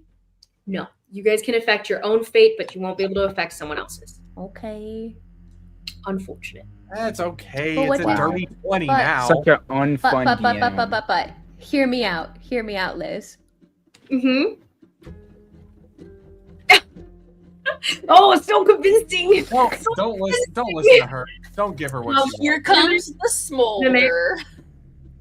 You feel no reaction to your movements as you're reaching out and casting it behind their backs, and they don't seem to be noticing this. Karhali notices though, and she's like super tense. You feel it, your heart beating as this is happening. And Nemo is like glancing halfway in your guys' direction, but he's whispering the words, and the spell starts to glow within these moments. Okay, Zimmit, what do you say as you guys are all stepping through, and it's part of the conversation that Vegorath won't notice what you're doing, but He's doing it mentally, DM. You said he could. You feel the spell take this time, and the coils lock in. However, he still rolls. He doesn't just immediately shake it off. That means now this is a roll, so it's not for sure whether this is going to work. It's a spell save, though, right? It's a spell saving throw, and this is a wisdom saving throw. Is that correct? From yeah, it is. That's what. I'm guessing, but I mean, I have a high wisdom save, so. Or I mean, I have a high spell save. What is your saving? Okay, so with his roll, he has to wisdom saving throws a +1. That's an 18. Becky, I have a 19. Oh my gosh! Oh my freaking gosh! I was like, I'm so sorry, guys. That's so sad that he just. Liz, had- you Spell said save you is did this. 19? You gave it to him. Spell save 19 right there. Dang. Dude, I rolled a 17, and I was it like, was oh, that's great. I genuinely was like, that's awesome for him, but he has not much on his wisdom, so that's amazing. As you are stepping through, and this has become something to the effect of a commonality between now and before, you invading his mind and influencing him subtly. What do you say as he seems charmed by you in this moment? He actually does even reach back when you reach out within the movements of this spell and shake his hand. He does actually clasp your hand somewhat friendly. Like it's less friendly than most people when they're charmed by you like this, but he's shaking your hand. And he looks at you with like furrowed brows as he turns back to his wife and starts to step through the portal. Are you going with them? Me? Yeah. I am. Yeah, so both of you guys step in. Oh, yeah. I mean, I guess. Mm-hmm. Well, because you guys were doing the spell at the same time so that this would all be more distracting, right? That's why they were distracted by yes. wife and everything. So that's part of what you guys were doing. But as you step through, what do you say? Okay. I'm more or less, I'm saying to him out loud. Out loud, Vegarath can hear, but she's currently focused on her child, so we'll see what happens. Well, you're in telepathy. Okay, never mind. Continue. Well, what I was gonna say was I'm gonna say out loud, don't forget our deal, and then in head going to modify the memory of when we convinced them to take him to Raoden. Mm-hmm. But add in, well, we can do this. Like, basically that whole bit of like, we can do this. We just need to take it to Raoden, and then add in for the twins' freedom. Okay. So specifically, what was the agreement that you guys made, and what time did you say this to him? When you stepped out initially, or when after you had brought the darkness out of Tyeenath? Wait, sorry. I'm confused. She's trying to clarify when you said this. I think it's okay. Sorry. Quick timeline of what had happened. You had stepped out first.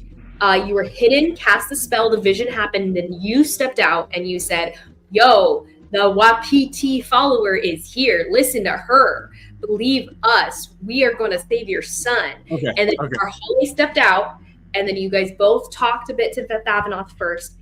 Vegarath came to follow after and crawled up through the hole that you guys made in the tent, following after you guys. So she came in before Tyeenath fell to the floor with you, or she came in before pretty deep into that conversation, but still before you even did anything with Tyeenath. So know that she was there during that time. So your conversation must have happened before Carl even got there. okay. Definitely say something about like, let us take the twins with us, and we'll leave Shy and Jaskier as collateral. Is something that like what we're that. doing? No. For the memory. Saying For that was the what deal. he's remembering. We left Shy and Jaskier with them. We took the twins. I thought you were saying probably for the healing. after for a second. No. Saying You're this was the deal we made. We would leave Shy and Jaskier. We would take the twins with us. And in return we'll fix your son. Right. We'll take the twins And if we go fix your son. If we heal if we heal your son, then we get Shy and Jaskier back. And the twins. But we already have the twins. We convinced him to give us the twins. We already have the twins. Just to even give him a chance to save his son. And if we save your son, then we get Jaskier and Shy. Okay, sorry, I'm very confused because now I'm going back to this whole thing of if they still find out about the twins, then it's still war. So if you were convincing him that he let us take the twins when we came back, when we brought the child back, then Konari's taking them wasn't breaking any rules. He said we could take the twins with us. He just didn't tell his guard. So the guard's going to be like, oh, they stole the twins. The twins are gone. Oh no. And he's going to be like, oh no, I said that in exchange for trying to fix our son, they could take the twins. Does that make sense? Yeah. They're holding us. So, here. They're holding Shy and Jaskier. That's not a like they're releasing us. Nothing to do with you, really. So, Yeah. What we're trying to convince Thavanoth of is that in this conversation, we convinced him that in exchange for attempting to bring his son back, that he allowed us to take the twins with us when we left. 2 Raodens with everybody. 2 Raodens for the resurrection. And we were That doesn't going make sense to leave. because the twins weren't with us then. It's Yes, true I that- know. It's true that they weren't with you guys. So he will think, oh, this hasn't happened yet in theory, theoretically. If he believed that he made this deal and you convinced him of that, theoretically he thinks it hasn't happened yet. But when they arrive back in town, he'll hear from his people that they're gone. And then in theory, theoretically, he believes that he already made that deal and he would think that, oh, I guess they already did it before I wanted them to necessarily. Or Nemo could go get the twins back in the bag and take them back and give it to Konari and be like, oh, Konari's just been hanging out with the twins over here in the woods. I'm still seeing a plot hole though, because he'll completely remember everything that happened in that room. And what you're making me say is the twins were there in that room with us. No, that's not what I was saying. That is not what I was saying. We're trying to convince him that he relinquished control of the twins to give to us. You don't have to tell him necessarily that they were in the room or anything. Just say, you relinquish the control of the twins to us now, and we'll take your son back. Don't even tell him where we took the twins. You don't have to do that. You can just say, we'll try to heal your son. You relinquish control of the twins. And then if he says okay, when he says, oh, then you don't have to tell him that we're taking the kid back right now. Because later on in the conversation, back in this conversation, is when you convinced him we need to take the kid back to Raoden. So you And have he'll to be like, oh yeah, you I could did just, agree to that. in exchange for trying to heal your son, relinquish the twins now. And then if he believes that, when everything else plays out in dominoes of, oh, we got to take the kid back to Raoden, oh, the twins disappeared. Where the twins ended up doesn't matter because he's not. That wasn't part of the agreement. Does that make sense? Is that better? So then what about Shy and Jaskier? Are we getting them or no? We'll get them back. We are getting them. We'll get them back because we healed the son. Yeah, the exchange that we're wanting to say that we had was to attempt to bring your son back.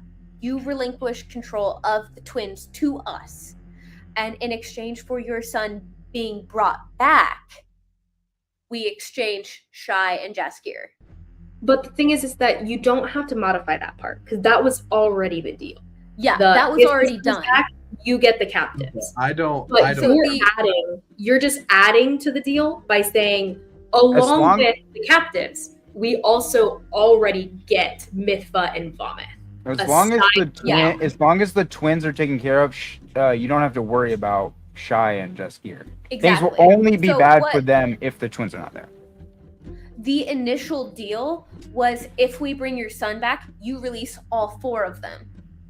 But that was preemptively. They were agreeing to give you the captives, which nothing about Mithva and Vomit were ever on the table. I said my people.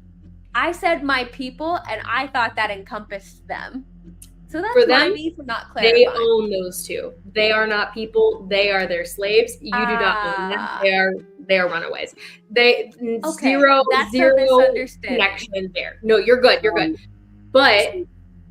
But in that though, there's already the agreement that you guys get the captives, your friends, back.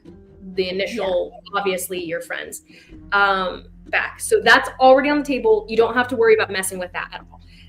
They already are planning to release them in theory right now because they are happy that you guys brought their son back. So they're at a truce. They'll release the captives to you guys when you guys come with them.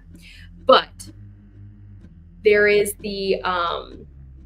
but Vomit and Mithva are not a part of it. So you're just adding them to the deal. Post close to making it. You're just adding them into the memory as though he had agreed to that too, along with everything else. And the timing is just before Vegreth got there. So she didn't hear that half of the deal, which you're making up right now. Okay. Okay.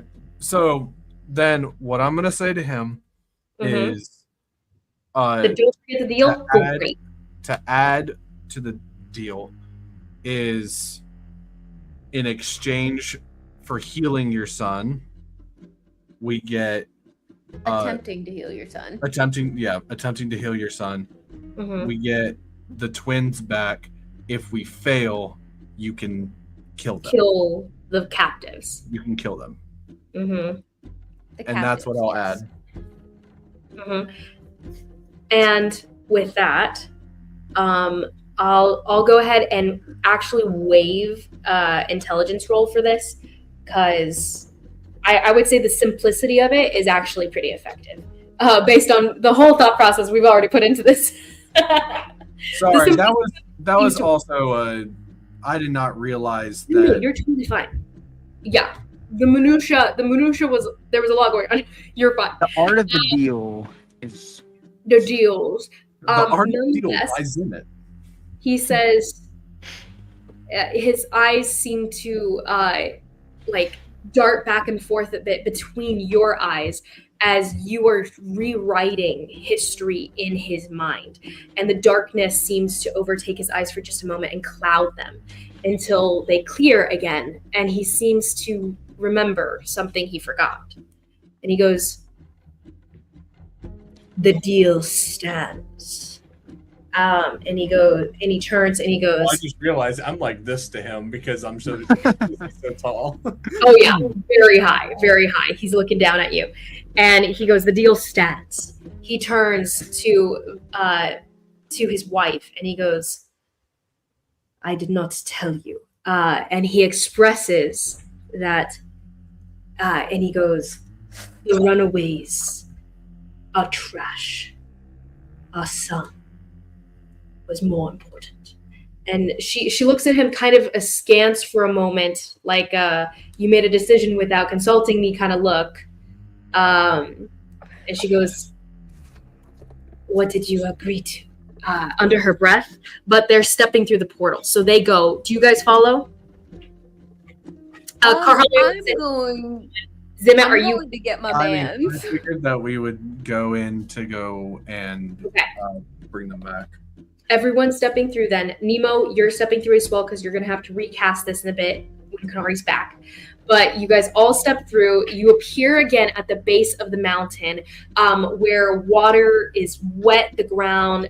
It's still a little bit flooding here as the water's coursing down the mountain still. As you guys alight on the ground, she's asking this question. Thavanoth goes, "There was a chance. I agreed to casting away nothing for a chance at our son." And she goes, she does not respond. There's a complicated look on her face, but she nods, and he turns to the rest of you. "We will return them and send them down the mountain. You wait here." Then he turns. He's referring to the captives, right? Yes. Or seemingly, you don't know. You hope that's what he's referring to. Can we send one representative, me, who they can crush so easily? Do you wish to ask? They start walking without you guys, without looking back. They're about 10 feet away at this point as you're like thinking about that and you're stepping forward. Do you say this? Sure, we'll do it. Okay. As a representative, he turns and he goes, "Unlike you, the Kalukigo keep their word." And then turns. Bruh. I think I did keep my word in healing your son. You get the idea he wasn't looking directly at you. He was looking at. No, he was looking at me. He was looking so hard at Karhali as he says this. And you do also feel that both of these people think Karhali is completely in charge and the leader of your group because Goliath are the leader of any group and they're the best. So that's back as well. They turn and continue walking up the mountain without beckoning you along or anything. They disappear into the trees. Do you guys do anything? You know at least it's going to be a half day before there's any response here. So here we are. Like that. I don't like that. I don't like this. It seems successful though, Zimmit. Well played, modified memory. I'm surprised you had enough castings of that spell.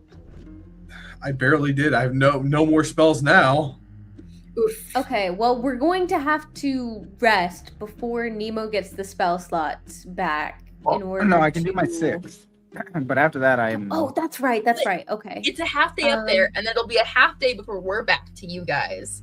So it's gonna be a full day before you. Konari can cut that down by about 6 hours.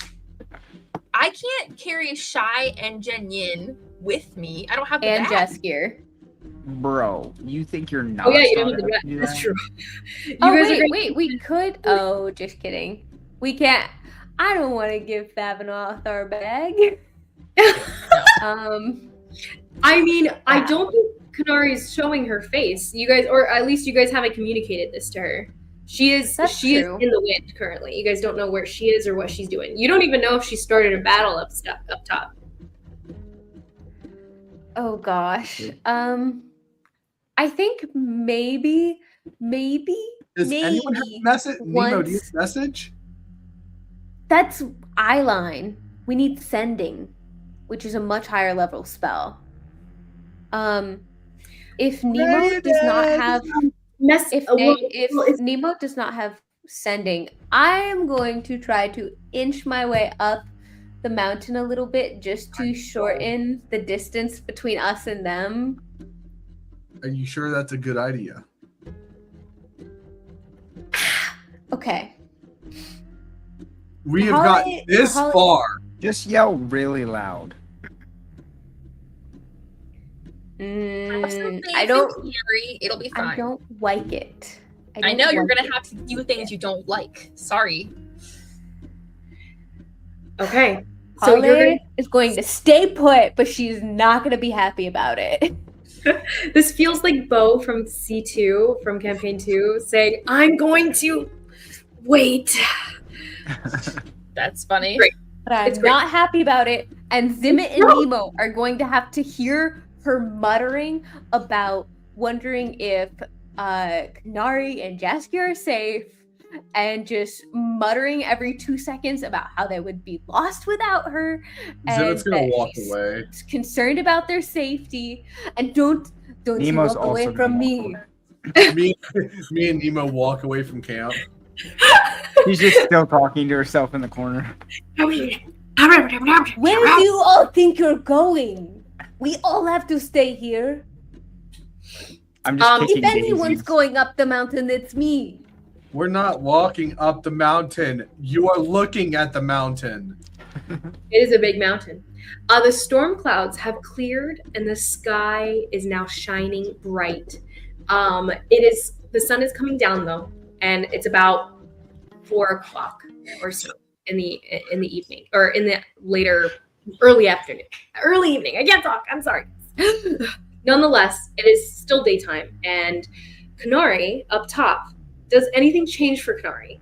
As of now, there's only the general haze of tense tribesmen thus far. Nothing has changed on that front. A short period of time only has passed. As the hours start to pass, though, the chieftain and the chiefess are walking up. They have not arrived yet. Karhale, Nemo, and Zimmit waiting hours down below. What are you doing?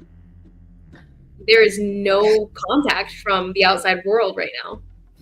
Do you think I should just go save them? I mean, who knows what's going on? They might kill them before we have a chance to do anything. Jenin goes, "That is a concern. Do you think they would do so before their chieftain returned?" Well, I don't know. Goliaths are... Well, the only Goliath I really know is Karhale, and I think she's a weird Goliath from what I've seen. So they're probably a lot more impatient than she is. That's true. They do seem unthinking, perhaps even they think with their muscles rather than their brains. I think with my muscles. With that, actually, that is a concern. He does express, do you think we should go check? But A at lot the of same time. time, if we set something off, Garhali will not be happy. True. I don't know. Have you heard anything from her? No. I mean, she doesn't have the ability to talk to me that far. It would be Raoden or maybe Nemo. Which, then that means that the Goliaths shouldn't really have a good way of talking to each other. I don't think. So they'd have to wait for their chief, right? I don't know. True. If he returns, where would he return to? Down where we entered initially? Well, the only way for them to get back would be through Nemo, I think. So they'd have to come the same way we did. Okay. But maybe we'll still waiting a long time to discover whether or not this worked. If it did not, where should we be in the event that they are to be killed upon return? Probably close to the tent where they're being held, I would say. If they start to move them out, we can be there. Okay. Then we kill 2 cockroaches with the same stone as we once did down in the monastery. That was a fun game that we played. How many cockroaches can you kill with 1 stone? Good times. I don't know how you have ever succeeded in the 5. I've still only succeeded in 4. I practice at night in our cave. But he turns and he goes, so close enough to hear what's going on and to be able to act. Exactly. And then I guess it's just a waiting game. Good thing you and I are good at sitting for hours on hard grounds and not doing anything. The hiding place you found amid the rocks and the crags of the rock face, that would be a perfect place to wait. Why? Till we can, I suppose, pounce like the cats do. Just have to find a way to get by. So, extra sneaky, I guess. Okay, so you guys make your way around. Your guys' status thus far, I'm going to roll again for the people that are looking about, the sentries. Can we roll again? Yes, go ahead and re-roll your Why stuff. are we killing sons? Who are we killing? Okay. Wait, hold on. Let's see. I need to find my dice. That was not the right die. What is my modifier?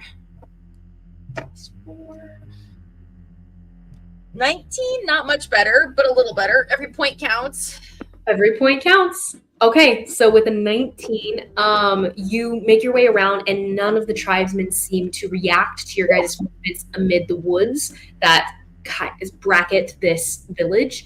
As you make all the way towards that crag in the rock face that you hidden near that tent in the first place, you guys are able to scale the rock amid some distracted glances as the guards seem to be moving about suspiciously and looking around for you guys, but not seeming to catch you guys in the shadows of the falling sun as hours pass by. You guys lie in wait and wait and wait. Down below, Zimmit, Karhale, and Nemo wait and wait until finally you guys hear the hubbub of activity up above for Konari and ZY noticing this. You hear calls in Goliath that you don't understand because none of you guys understand Giant. Karhale is not there. Oh, sorry, I thought you were talking to us. Konari hears calls of Giant, and ZY does too, as you guys are listening in on this. But you guys can't understand anything. Roll me insight checks as you hear the hubbub of the villagers as people are going to meet their chieftain as their chieftains, and the chieftain's son returns. Muted.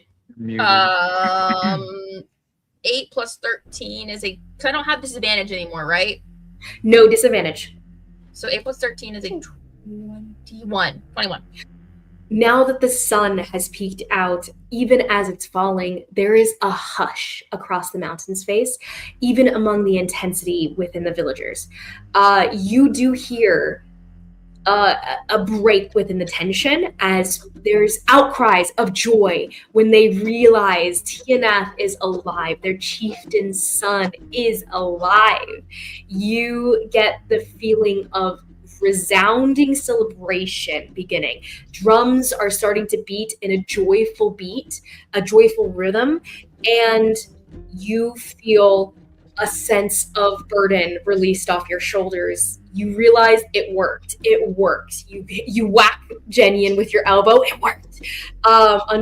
In your minds between each other, and both of you guys kind of tense up as this is probably the time for action, whatever it's going to be. You see bodies moving towards the tent, this tent that you guys are in, and you can't understand what's happening. Go ahead though, Miss Konari, you give me a d20 roll of luck, but give it to me with advantage. What you need here, okay, so before you roll, what you're gonna need for luck, you need to roll above 10 here for them actually, all of this to come together the way the plan wanted to work. The modify memory is in play, therefore you have advantage. Okay, if you roll above a 10 in either of these rolls, this will have succeeded. 10 is so easy.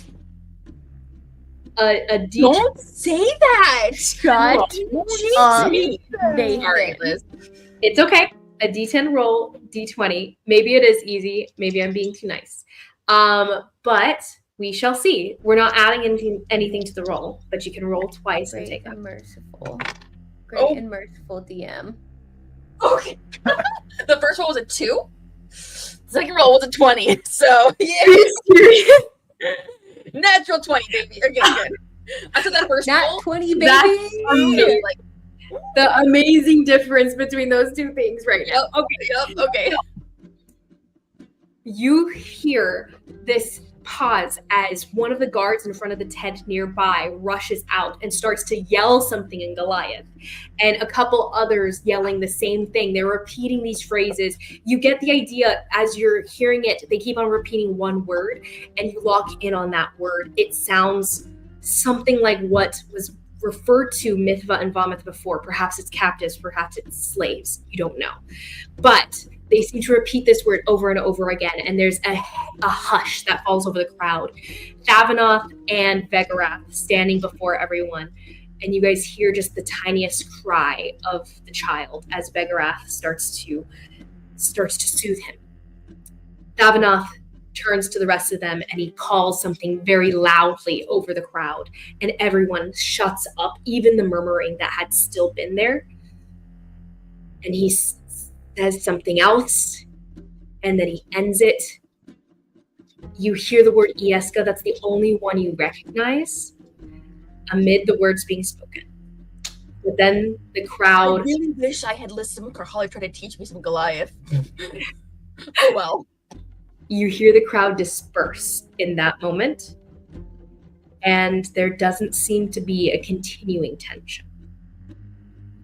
You are not sure what that means necessarily, but then you see hear the guards returning to the tent, and you hear the muffled sounds of some friends of yours, Jaskier and Shy Sprout, as they're being released from their hanging spot and pulled down and led outside. There seems to be some sort of parade of carrying them.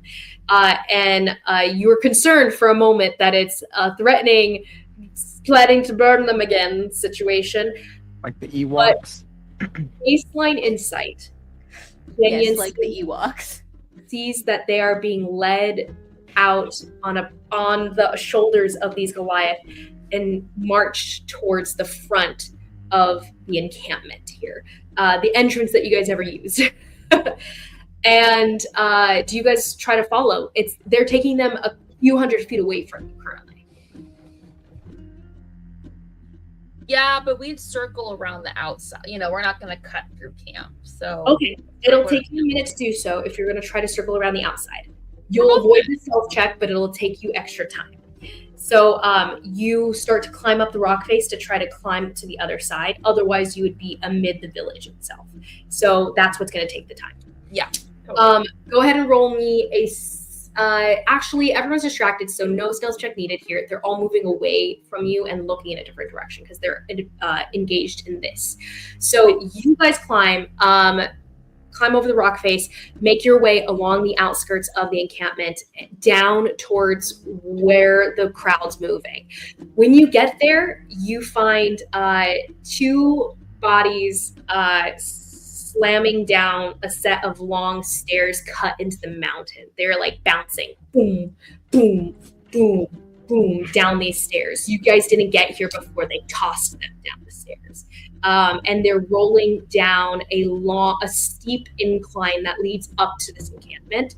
It's probably about 300 steps down that they're falling. You get the idea that this is going to be pretty damaging to whoever's being jangled and rolling down this hill. So to keep their end of the deal, they're just going to kill him in the process, letting him go. Well, in their defense, any creatures worthwhile wouldn't die by falling down a set of stone stairs. I have resistance to stone, so... If Konari runs... My sprout's probably going to be fine. If Konari runs, can she catch Jaskier? Totally. Do you wish to do so in the visible view of the crowd? They are standing at the top, and they are watching as the captives roll down the hill. What would Konari do? I'm gonna roll a wisdom check for her and be like, is she smart enough to be like, this could be bad if I jump out into this? Because would they consider this meddling? Stopping them from rolling down the hills? Maybe. You don't know. Okay, I got an 18 for my wisdom, so... Okay, is insight check, right? Oh, insight, sure. Yes, insight. That's 18 still. An 18. With an 18, you get the idea that this might be taken negatively. But it seems like they're in good spirits, so you think taking that chance is not a bad thing. Okay, then Konari will try to go catch Jaskier. Yeah, you start out and you grab him and roll off to the side, hoping that maybe they don't notice you doing so, because you're so freaking fast. Yeah, so she'll dig in to start rolling down the hill. I'm just kidding. Yeah, you can fall down the hill. They do notice you, unfortunately. But as you roll off the side with Jaskier, who's looking kind of bloody from the fall, as well as probably getting roughed up beforehand, he seems a little bleary, but he's okay. You catch him before he rolls too far. And then you do hear a voice booming down from the top of the stairs. You hear Thavanoth saying loudly, and you hear rolling thunder in the voice, even though you can't feel the static electricity of a storm coming necessarily. And you hear him say, "The deal is kept. Step foot on the Kalukigo mountain again, and it is war." And then he points at you and he goes, what does he say? He goes, "If your boldness is shown to our people again, it is war." And he goes, "My son will grow knowing that the North and South are on the brink of something that we cannot return from. And no, the South will be crushed beneath the heel of the North when that day comes." And he turns from you and stalks back up the few stairs he came down. You see the rest of the Goliath kind of calling almost what sounds like boos or like angry sounds as they all start cursing at you in Goliath, but you don't understand it at all. They seem to start throwing rocks as well. You feel like larger boulders like banging next to you against the stone steps, and you like kind of move out of the way just naturally, and just the big booms of giant rocks being tossed down at you guys. Nothing is trying to aim at you very closely, but I'm gonna roll to see how well they go.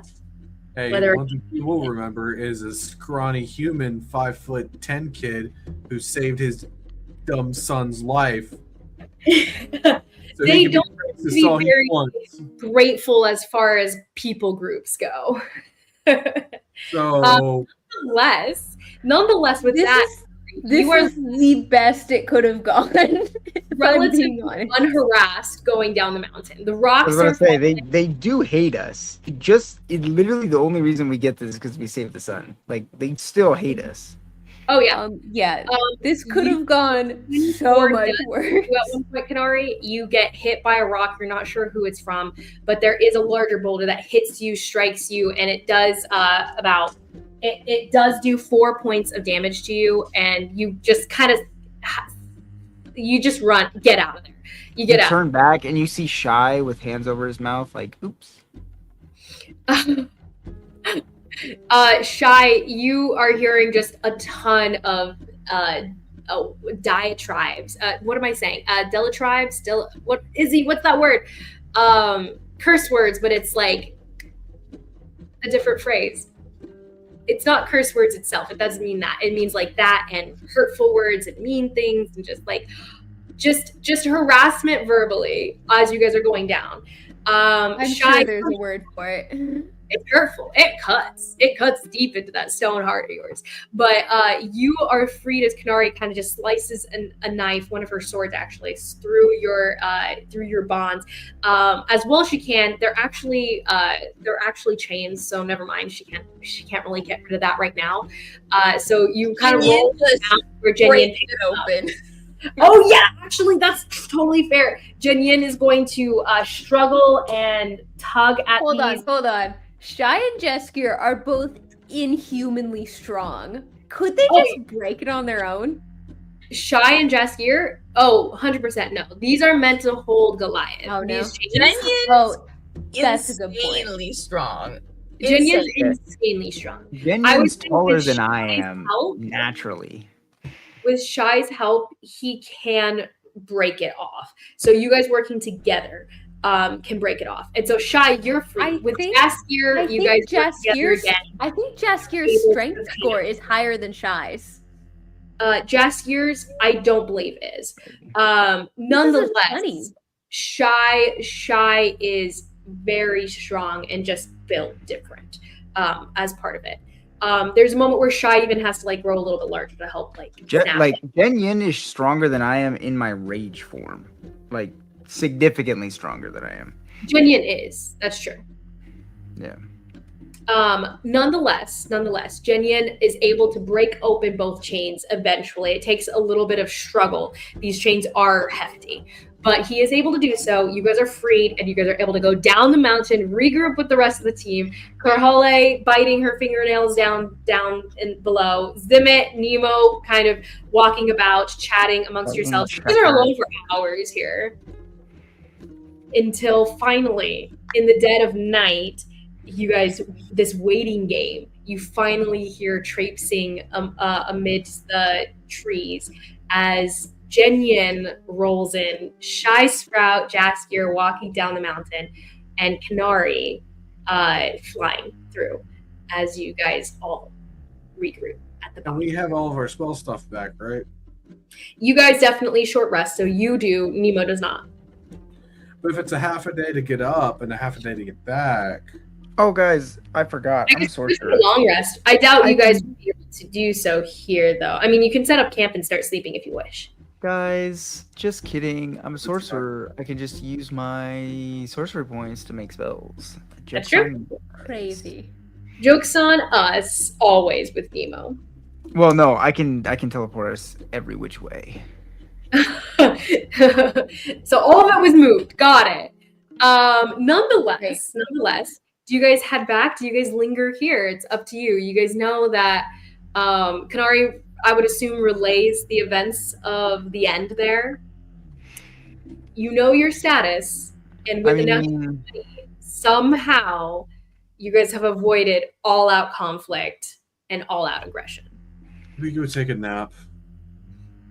No, we're heading back now. And I think Immediately now. Right. I mean, it's really nice weather. Yes. She's currently like in the middle of like bandaging up something on Jaskier, and she just looks at you. No. We're going now. I haven't killed any one of these annoying Goliaths all day. If we stay here longer, I will kill something. So we're going back. Jaskier motions over at Konari, and he's like, "That was a big boulder you took to the shoulder. You okay?" I mean, of course. Duh, I eat pain for breakfast. It's fine. Crazy.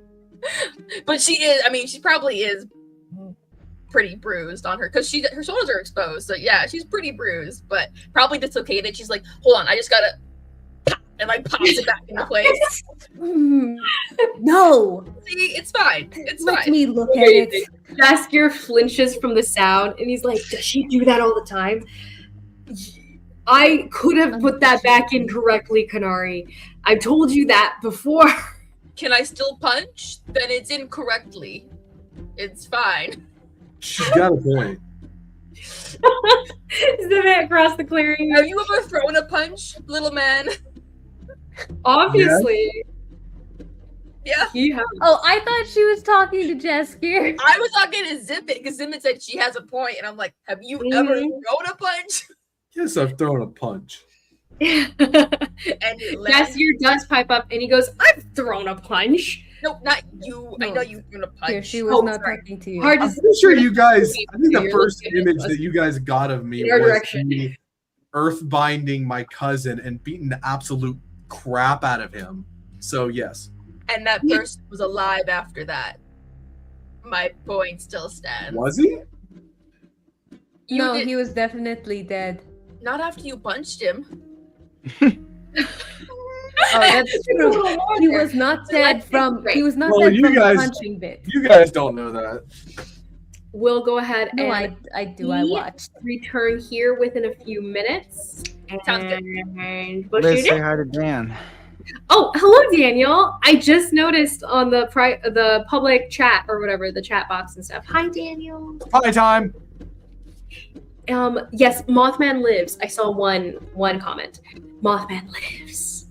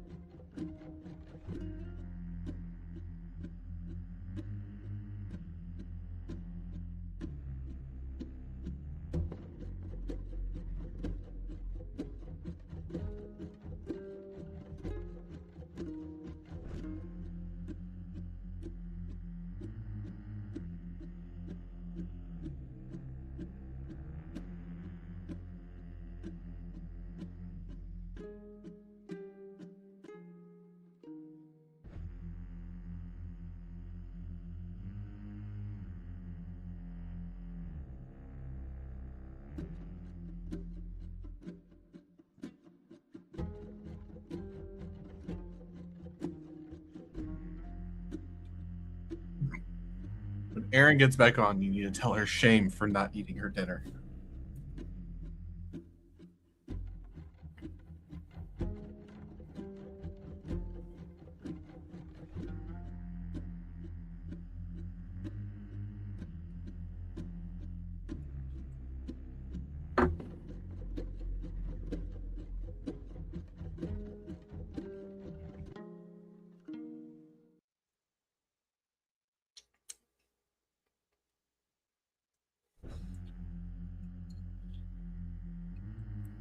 Sorry, Jared, did you hear me before? I think I was muted.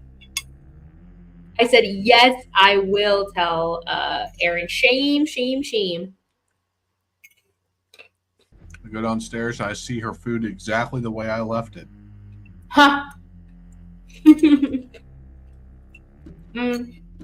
Well, Nathan is trying to squeeze a quick shower into our break time, so we'll see if he gets back. He is pretty epically fast, so I actually believe that he will. And now I'm eating an apple pie. Ooh! We have an apple crisp in the fridge. I might eat some, but Well, this is Aaron made, so. Delicious.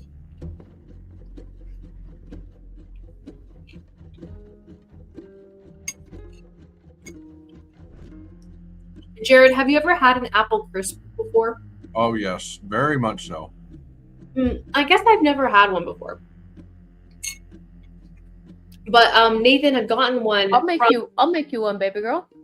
A customer made us some, like a lot, like 2 boxes worth of apple crisp, and gave it to Nathan. Yeah, he gets like random gifts from customers all the time, actually.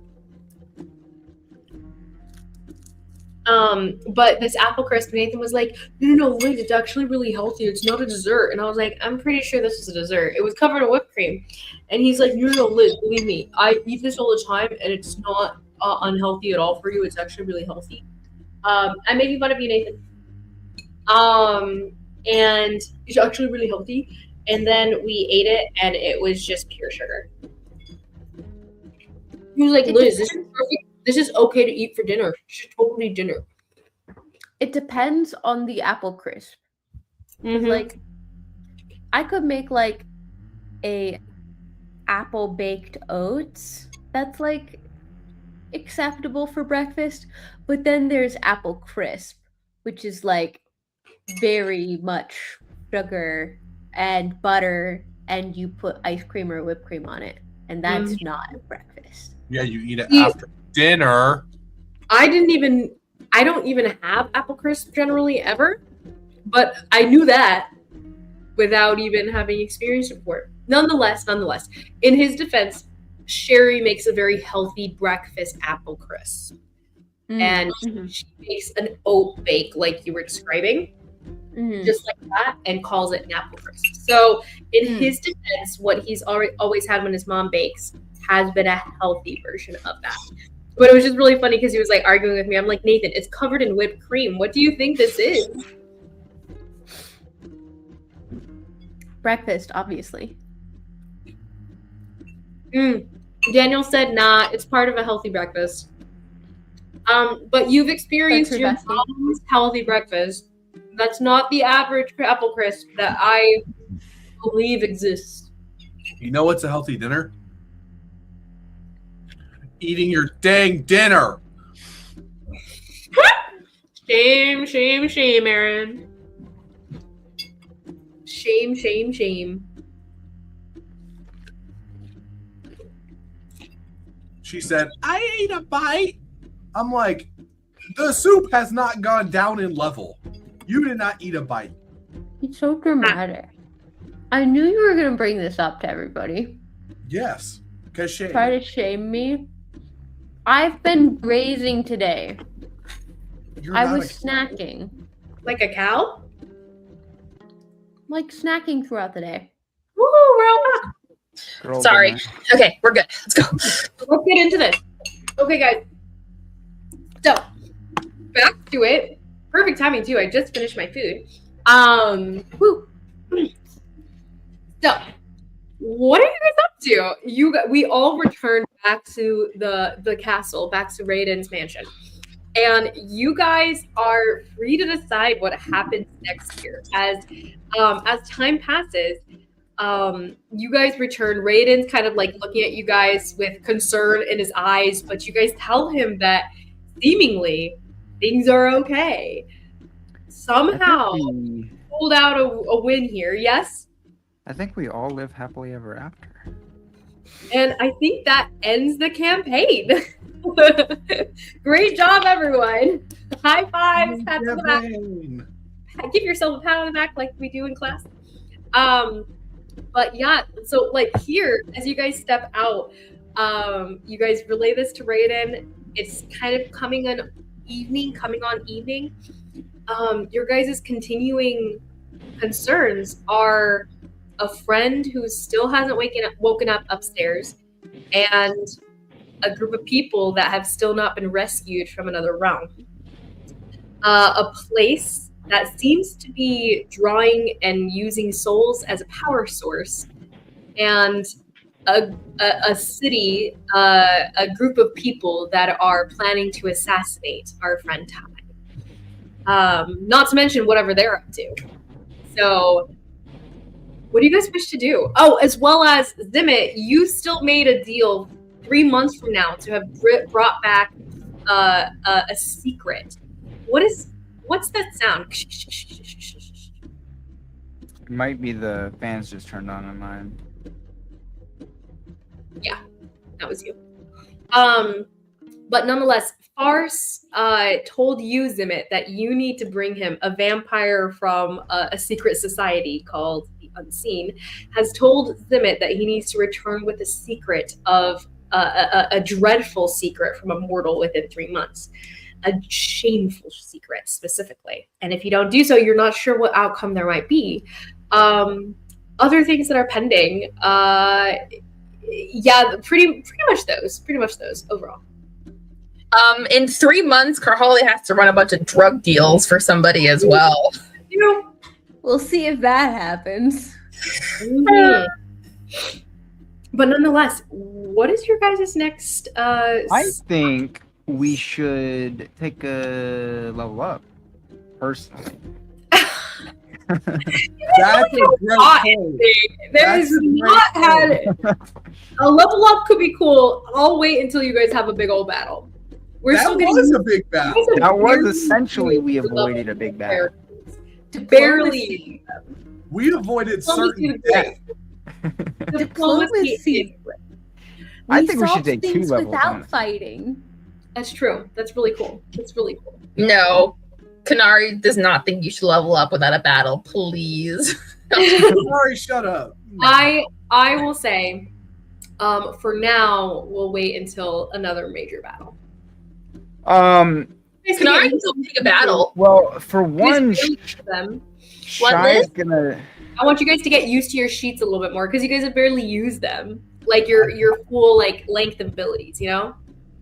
Well, mine are pretty simple. So are Karhali's.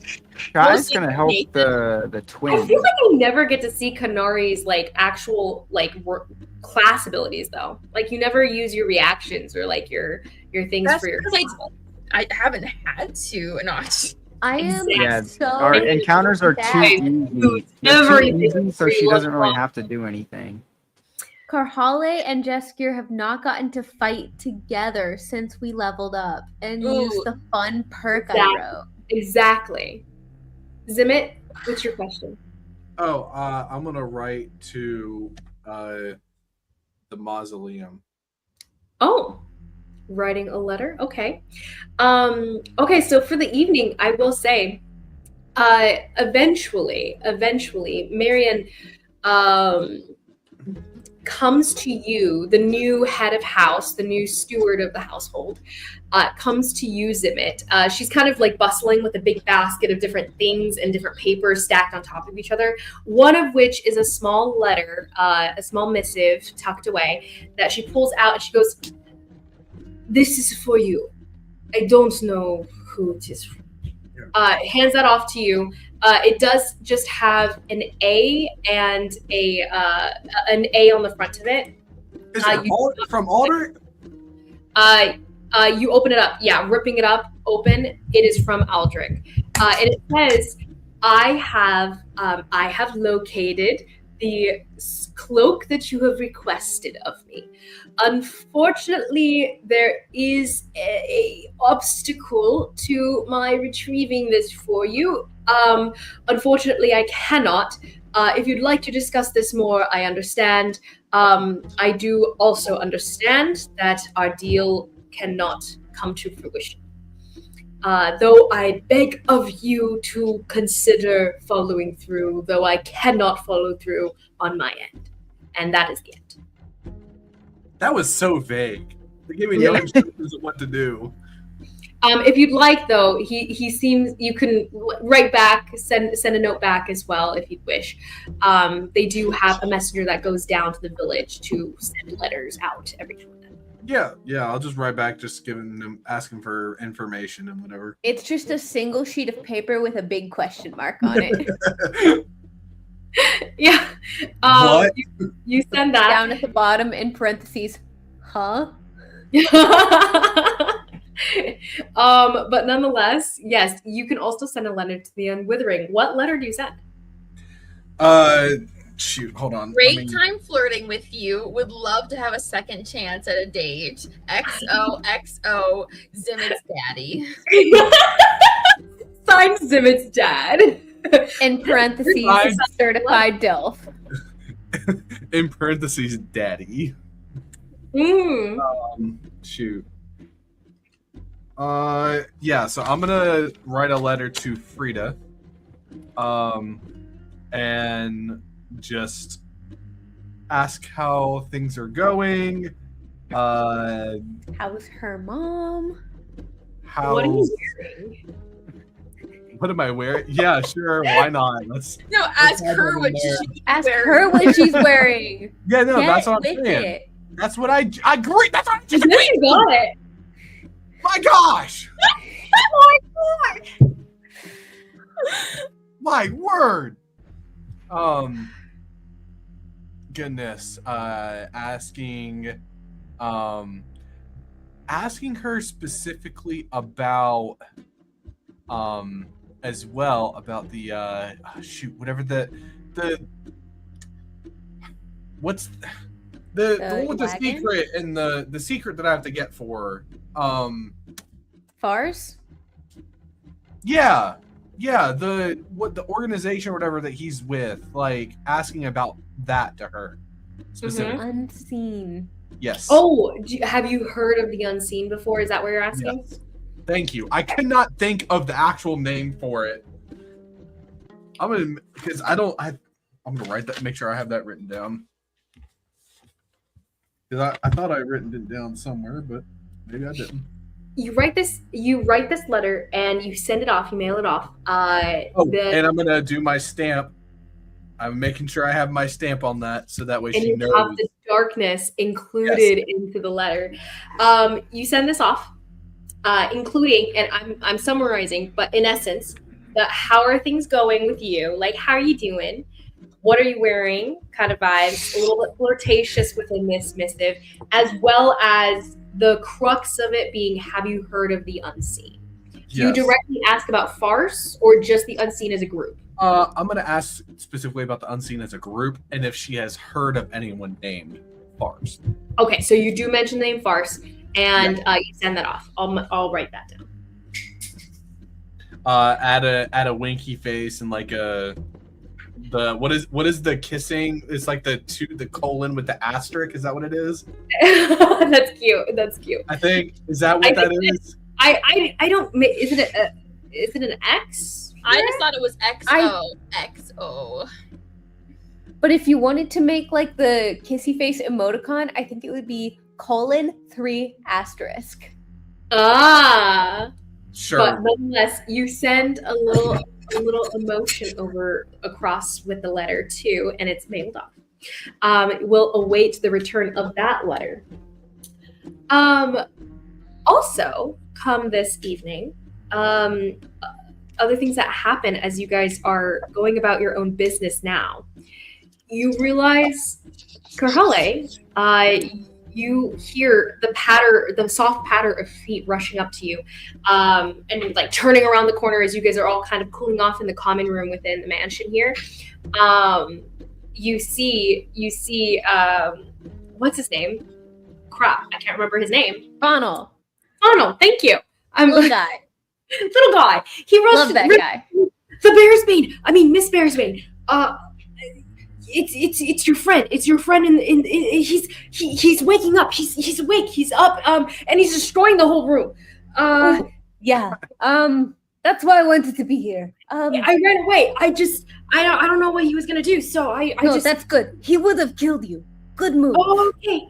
And he follows after you warily, but he's on your heels as you rush up the stairs and careen around the corner. You see Trig currently, like, he is knocked over the bed that he had been on, and he is currently gone from the room. You don't see him. You rush into the room, the trail of destruction almost. You see him, like, down the hallway, you see knocked off paintings, a vase that's been broken off the side, and you follow the trail, making your way out towards a side room. It seems to be the drawing room with some windows streaming moonlight into the halls of the mansion.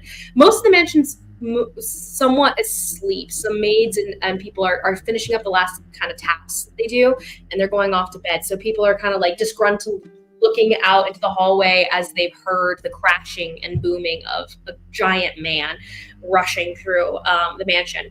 You get to a broken window room.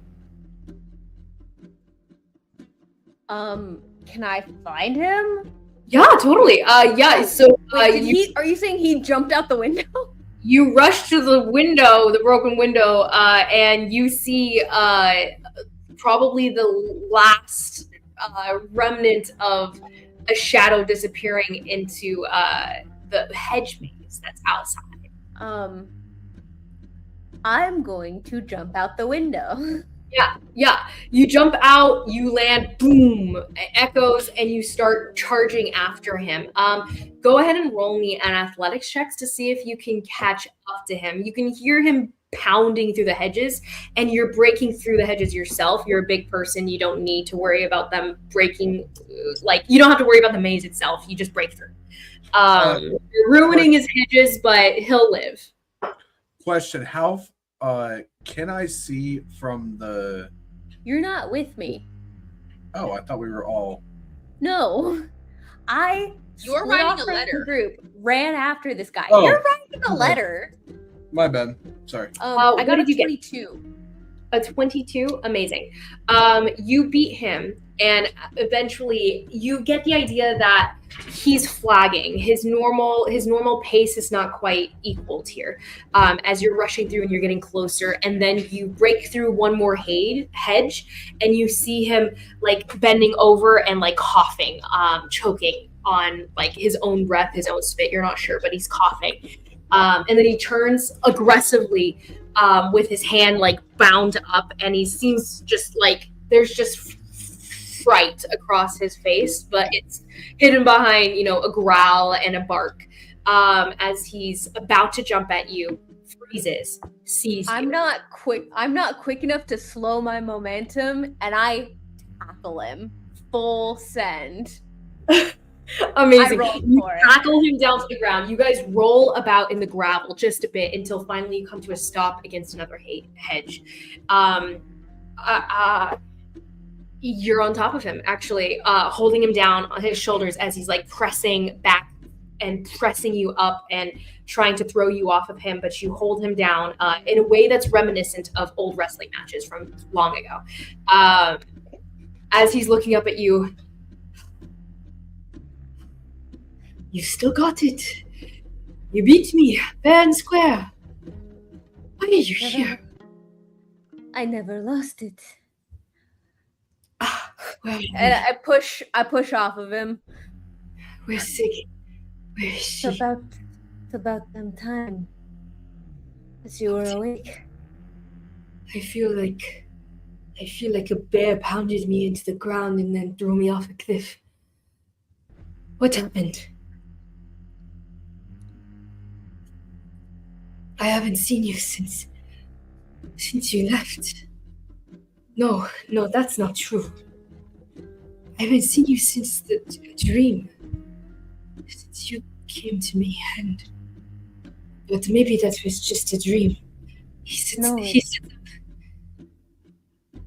That was me. And a lot has happened. Bone. A lot. Bad things are happening. Oh. Well, I guess that means I should go. No, I you're can't. staying here. Well, What do you mean, go? I just got you. I kid. I don't know where I would go. I don't know where we are. Looks about. This is not. We are not in Tala anymore. No. Alethkar? Ah, I don't.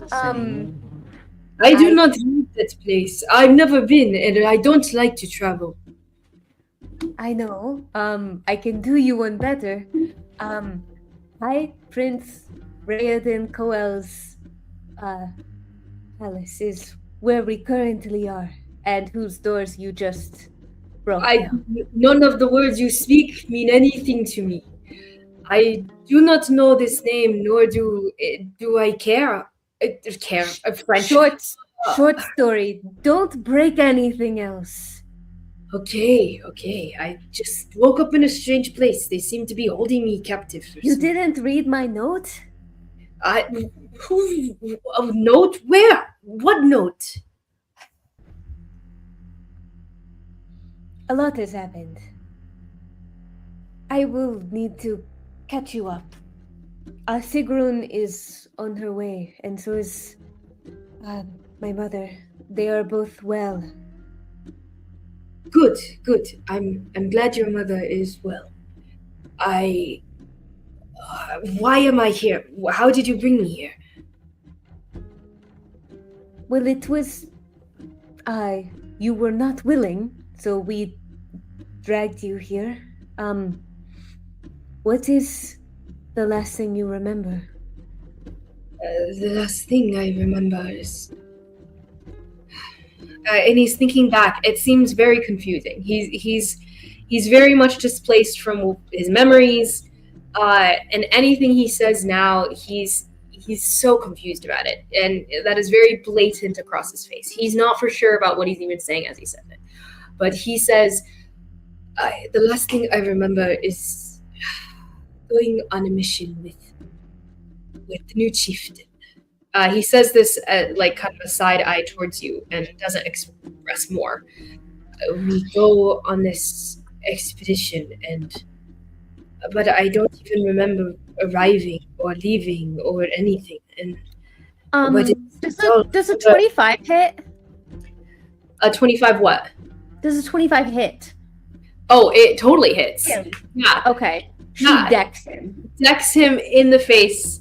He's totally thrown. He stumbles to the side, looks at you askance. What was that for?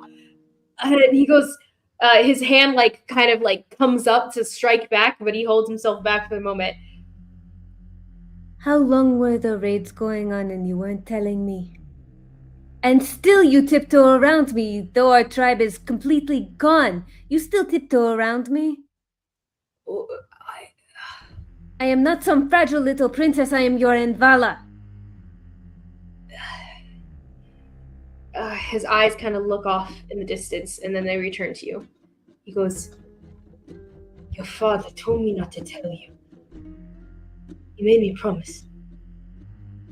I keep my word." And you lied to me. I never lied. I made sure not to lie. I just avoided the truth. That You can feels be mad. worse. I understand. But I did not know. You would not understand as much as you understand everything you learned. Your father wanted you to be separate from it, and he hoped it would end during his time as chieftain, and you would start anew. It did not. It is worse. He nods and he goes, I will tell you all. And you will tell me all of what has happened since. And he nods to you, and he does express a lot of information over this evening. Basically, by a lot of information, I mean he'll tell you about separate expeditions. Explicitly, he's explaining to you that the tribe has been going north and scavenging wrath crystals from the caves here, which are the Kalukigo's kind of monopoly. Like the caves are within their mountain. And that's specifically what they've been coming for and giving to Kel as tribute. And that has been repeating throughout his childhood before, until once once Hakon brought him into the fold about it, and the secret was kept from then on. He was told when he was about 16, 17, give or take. It's only been a few years, but he definitely feels guilty, and he explains to you all these experiences.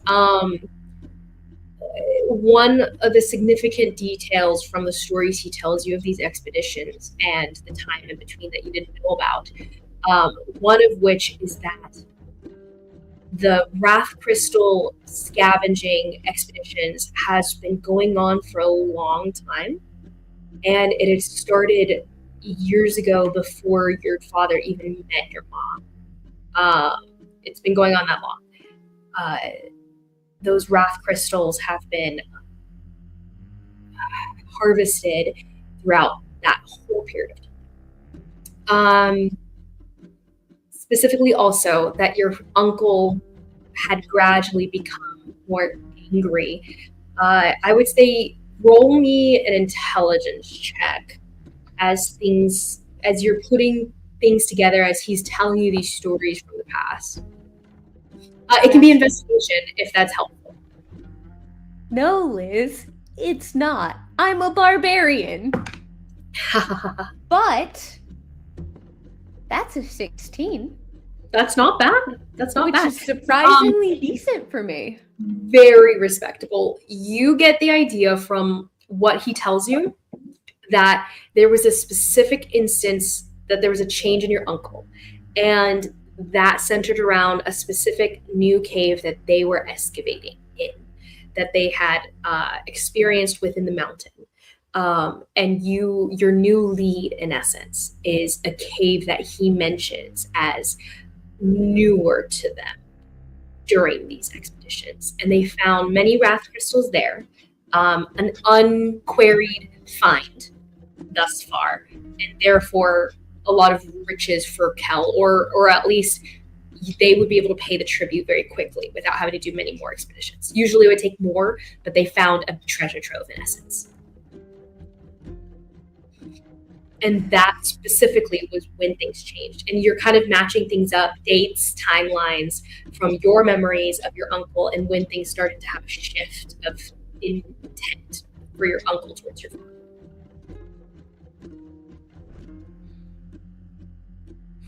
But from there, I'm going to go ahead and move on from Karhali and Trig. Konari, Jen, are you guys doing anything? During the evening, going into the morning, you're aware that Trig is woken up. Karhali chased him down. That's going on as they're talking more and more about the past. Over those hours of their interaction and reconnecting, what are you up to? Konari would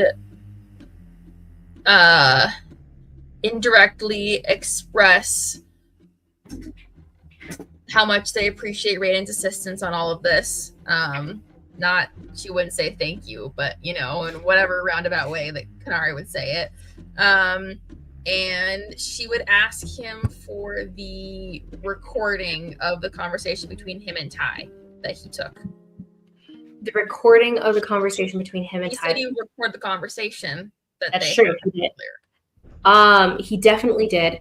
When you express this, he goes, I don't think he expressed this out loud. Would you know this? What? I don't think he expressed that he was doing it out loud. Did he say it explicitly? She specifically asked him. She said, "I'll let you talk to Ty. You have to record the conversation." That's why you can do the whole mechanic. Yeah. Okay, got it. That does make sense. I do remember him doing it. In that context, he goes, "Of course, sir. No questions asked." He turns and grabs the stone that he used to do so and passes it over to you. Great. And she'll kind of give him a little gentle, for her, probably still hurts a little bit, but gentle arm punch, and is like, "Yeah, you've been pulling your weight a lot lately, so keep it up." He goes, "I like a little pep talk from Konari. I appreciate. Well, nonetheless, let Ty know I enjoyed our conversation and I look forward to another one. With that, tell me more about what happened over there. It seems so crazy that the way things turned out. I for sure thought I was at war with the Kalukigo, but apparently I'm not."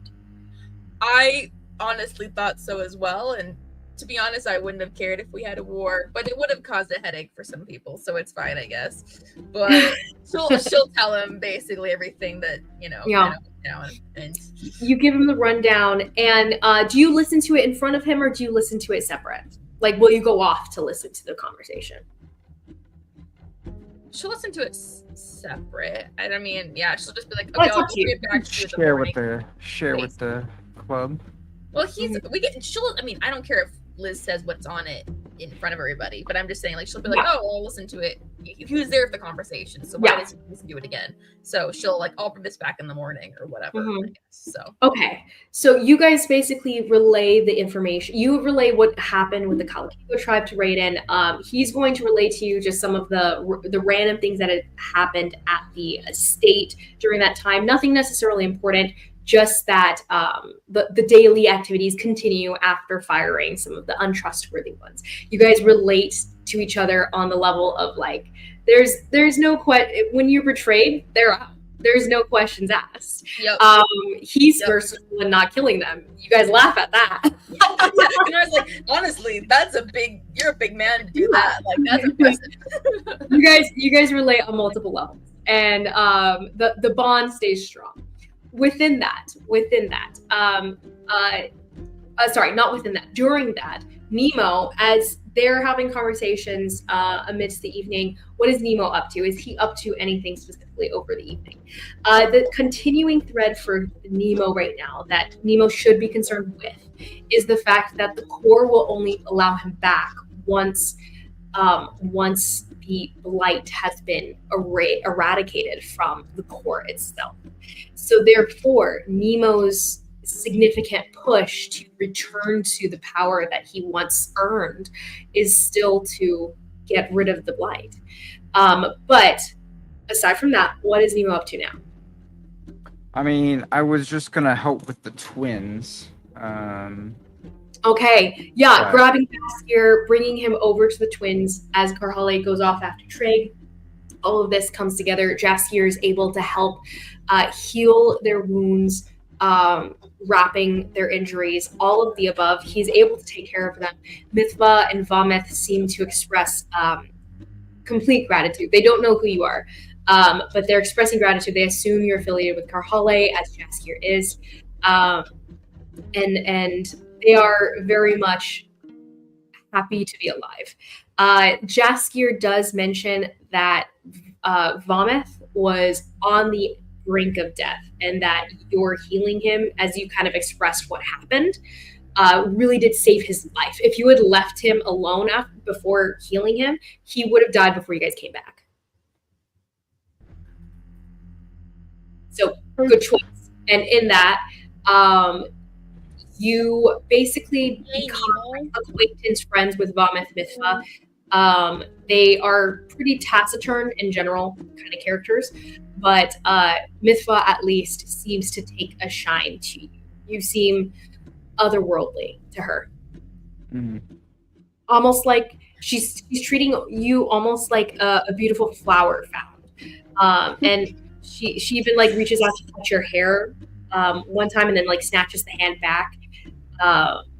as she's just completely entranced by your appearance being so different from her experience. Are you doing anything else this evening, Nemo? I don't think so. No, I need to rest because I have been doing a lot. I literally just got back, so. Okay.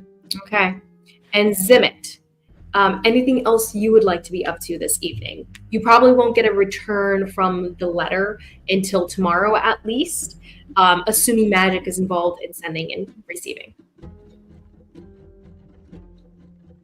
You're muted. Sweetie. Muted. Would it be possible to speed up things with Aldrich if I go and visit him in person? Totally.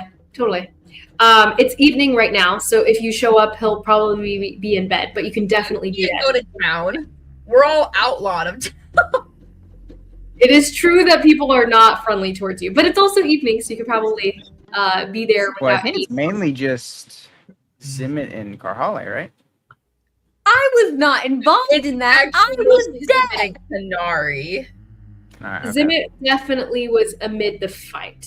Zimmit stole Konari's sword. Konari killed these red Cheiftans, but they caused some turmoil by going to someone's house. Yeah, and you dropped 2,000 pounds of gold on my head. Zimmit was part of that problem. Who?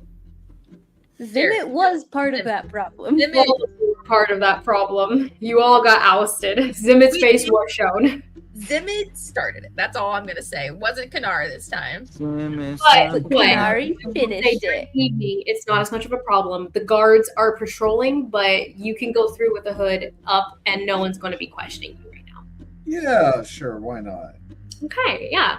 You go down the mountain and show up at his house middle of the night. At this point, it is like coming on midnight or whatever, and you kind of knock on the door. There's no answer at first. You knock on the door until finally you bang one time and the door opens and you see you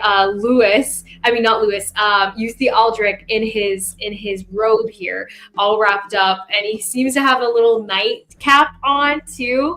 And he's looking at you just blearily, pulls out a candle as he's shining the light on your face, and his eyes kind of like widen.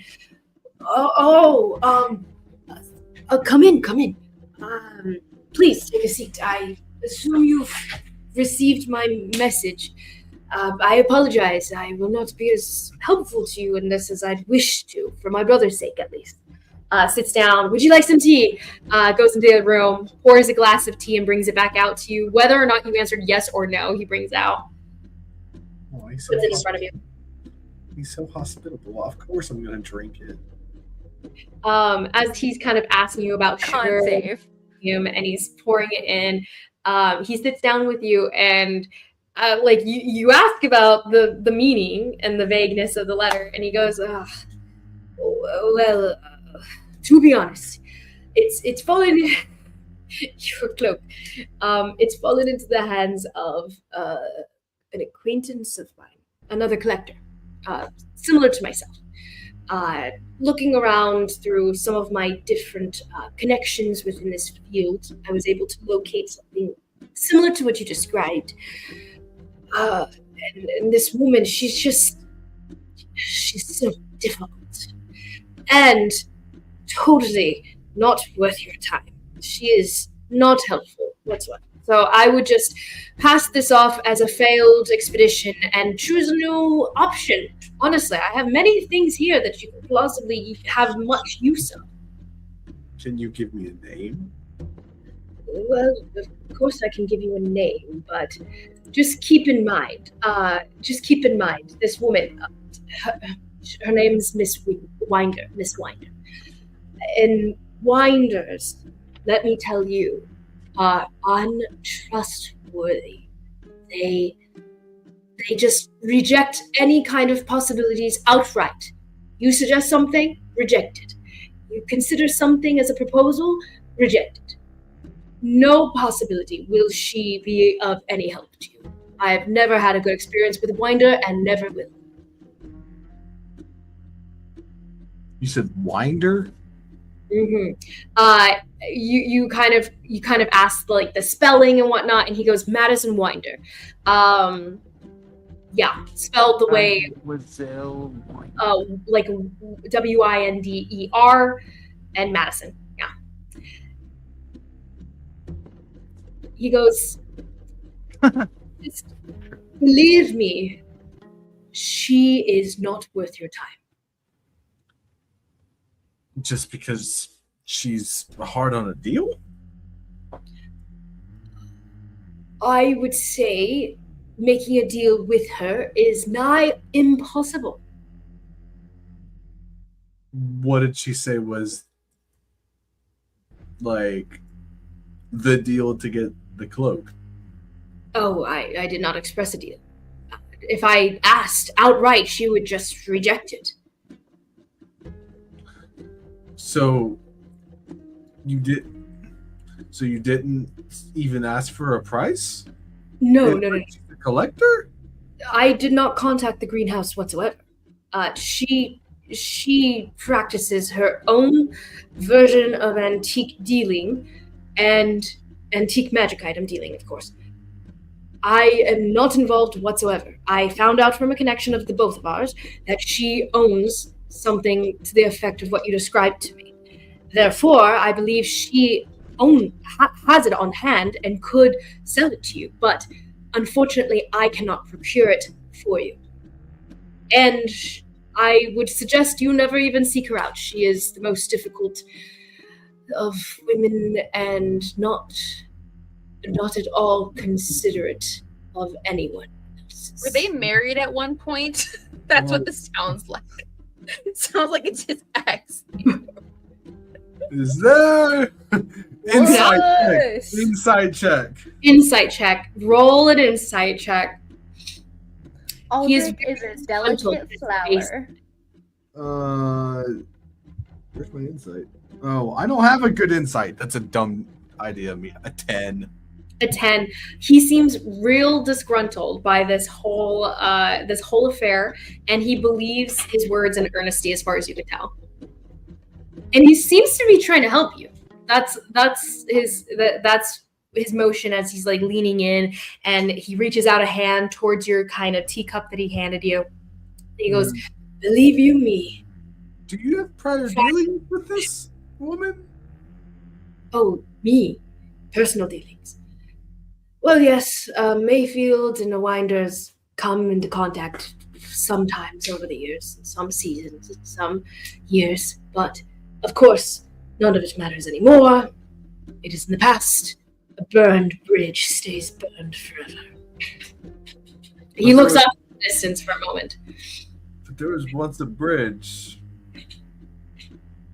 The bridge was a very narrow one made of very rotten wood that fell through the first step out onto it. And Not to be dramatic, but drowning would be involved in such a scenario. I'm sorry, young man. I am quite tired. The histrionics are not worth your time, much less mine. I should probably head to sleep. You may finish your cup, though, and let yourself out. I appreciate the business that you've brought me. where can I find her? Oh, well, she has her own storefront over in Dale. And where? Sorry, I didn't. I can give you the general address, and it would help you find your way. Salem is where Anala's from. Also, where Narcissus is from. In essence, all you guys would know about it, and Zimmit, you would be aware of this too. Dalem is the province of knowledge, the province of higher learning. So all the universities of Elakar, any place of higher learning, museums, all of the above, will be located in Dalem. Okay. It's like got a Washington, D.C., the capital of museums kind of vibe to it. So anywhere you wish to find information, that'll be it. They have the largest archive of information there as well. But nonetheless, he describes to you the general location. It's unfamiliar to you in general, but you know that it's deep within that city and not a bad side of town. It's a nicer place. So you could follow the trail there if you wish to. You could also send a letter if you wish to. And he just pats your hand gently. And he goes, "I'm sorry I've not of more help to you, young man. But please, if there's anything else I can do for you and to the benefit of my brother, Lewis, it would do well."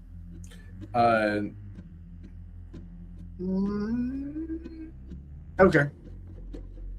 Mm-hmm. He heads off to bed, actually. Leaves you amid his kitchen. With him. No, I'm kidding. Actually, before he leaves, he's about to step away and the candle kind of is flickering across the planes of his face. He looks at you with a bit of confusion and he goes, "You know, I don't see the necklace on your neck. What happened to it?" You know, it's lucky you said that because I had the thought. I was like, I should tell him about that. And then I was like, you know what? No, I'm not going to. Lo and behold, and he pulls out his satchel and he just kind of holds it and shows it to him. I would not have expected something like this to happen. Magical items don't normally just break. What exactly happened? It was holding the soul of a quarry. Oh, I'm unfamiliar with the term, but a soul of some creature, quarry, you say? That does make a sort of sense. It seemed to have a sense of life to it, even if it were dark or source. You wouldn't happen to have anything to possibly replace it, would you? Not to the extent that, because once I found out this was a soul, that was like a no-go for me. Of course.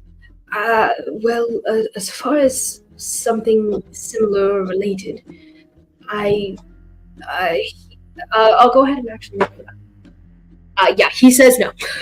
He's like, that is the only item of such an effect that I've ever owned. And I'm not even familiar with the name that you just expressed. The scratches on the back of this, I did not even realize were language. Unfortunately, I knew very little.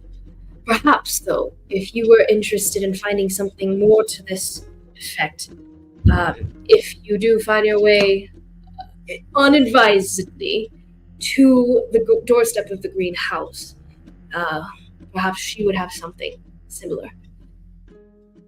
She does tend to collect things behind me, like a scavenger, picking up scraps.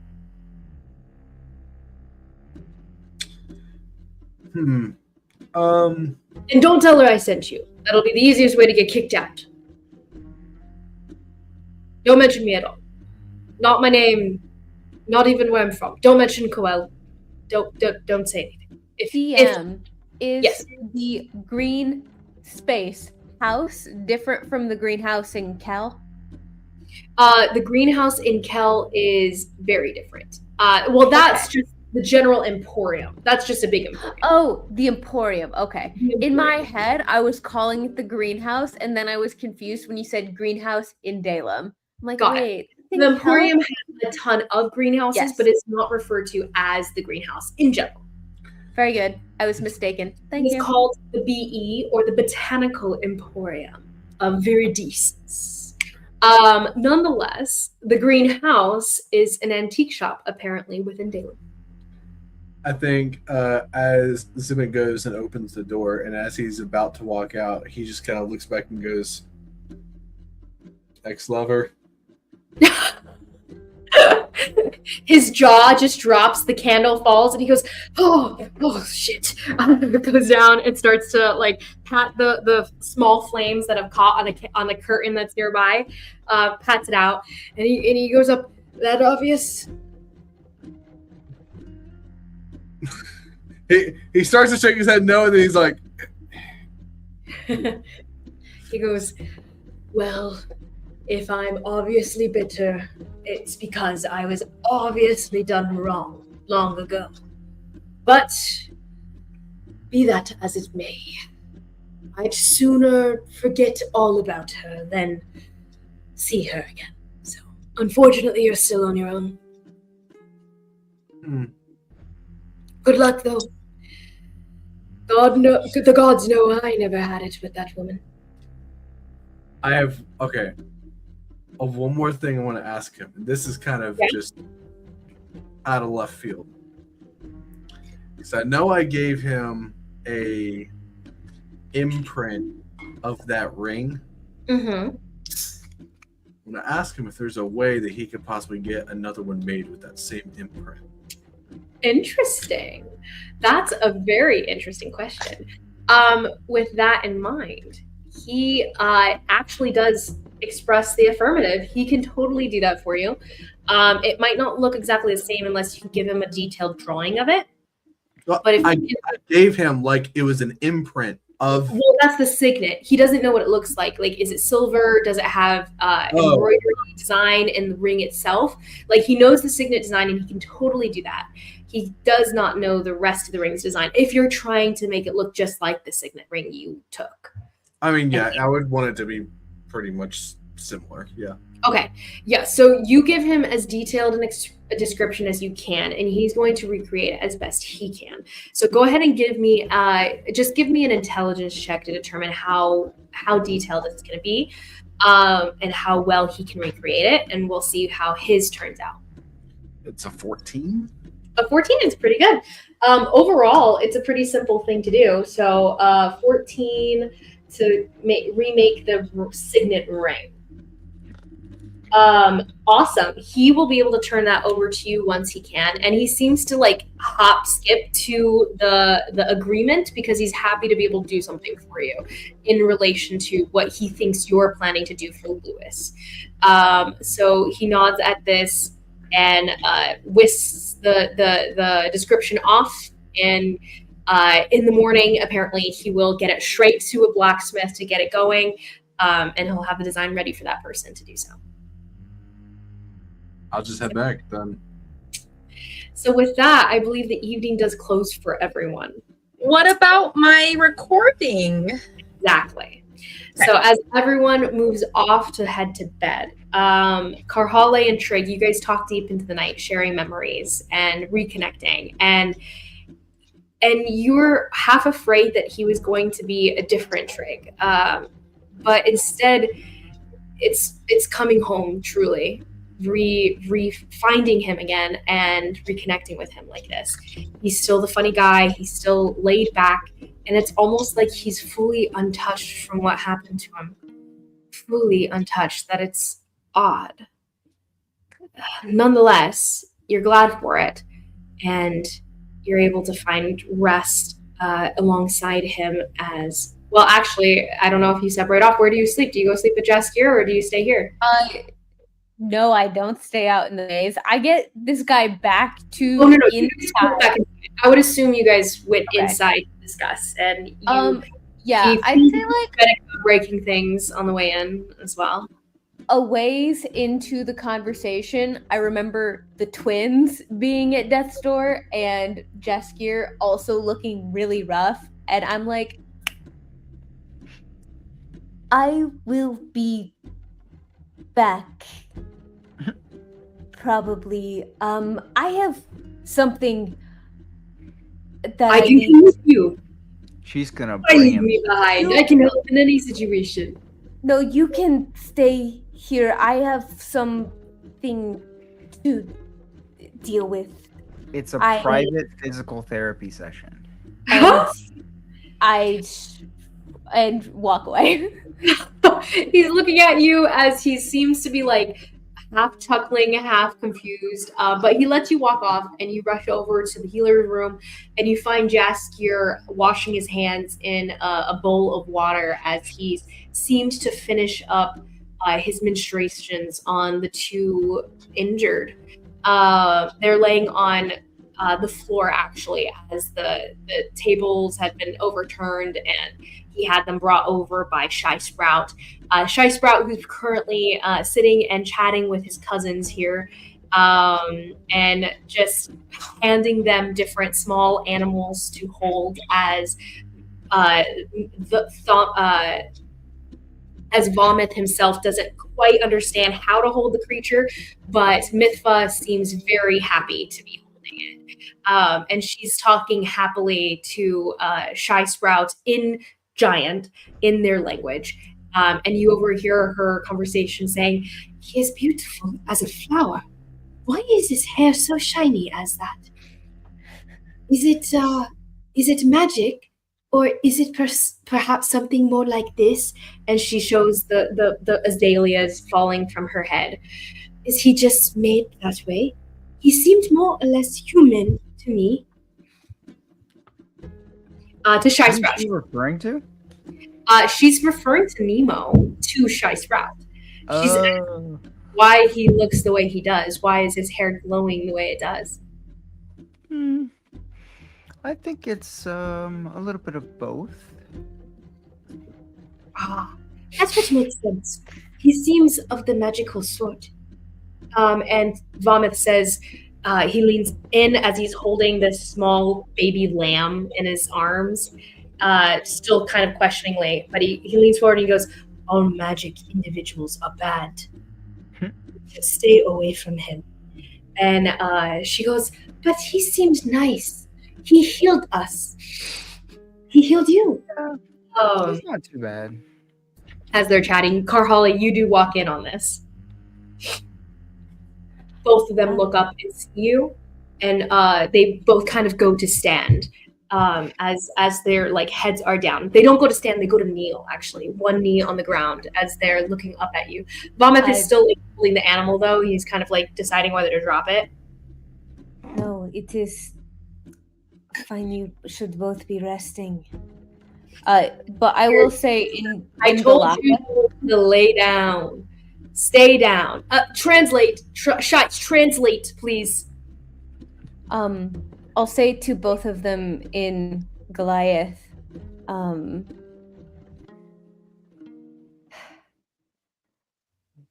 I asked that you would both stand down when it came to Thavanoth for now. I would ask that neither of you take advantage of my good nature again.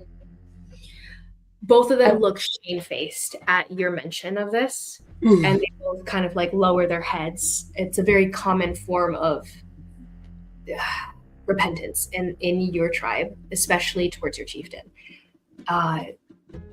They say a phrase, "Let me suffer 1,000 falls and 1,000 boulders," and you recognize it as one of repentance from your people. It's different from maybe your tribes, but familiar.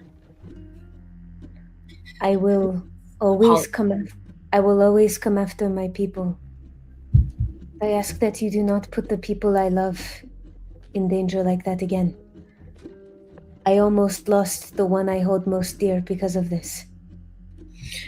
Jaskier like whispers to you, Shy Sprout, and he goes, "What'd she say? I'm catching bits and pieces." Wait, does he not understand? It's in Giant. She's speaking Giant intentionally. Oh, okay. Yeah, they don't speak anything but Giant. They don't speak anything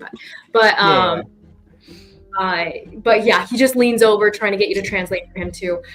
He's catching bits and pieces, but that's it. Nonetheless, they respond with a nod, and Vomit goes, "I would murder anyone who put my sister in danger. If you'd like to take my hand in exchange for our actions, you may." I would not. The Torstenjaraki do not operate like this. The Torstenjaraki are not like the Kalukigo. He nods. My tribe, my home. They would take our flora. You may take our flora.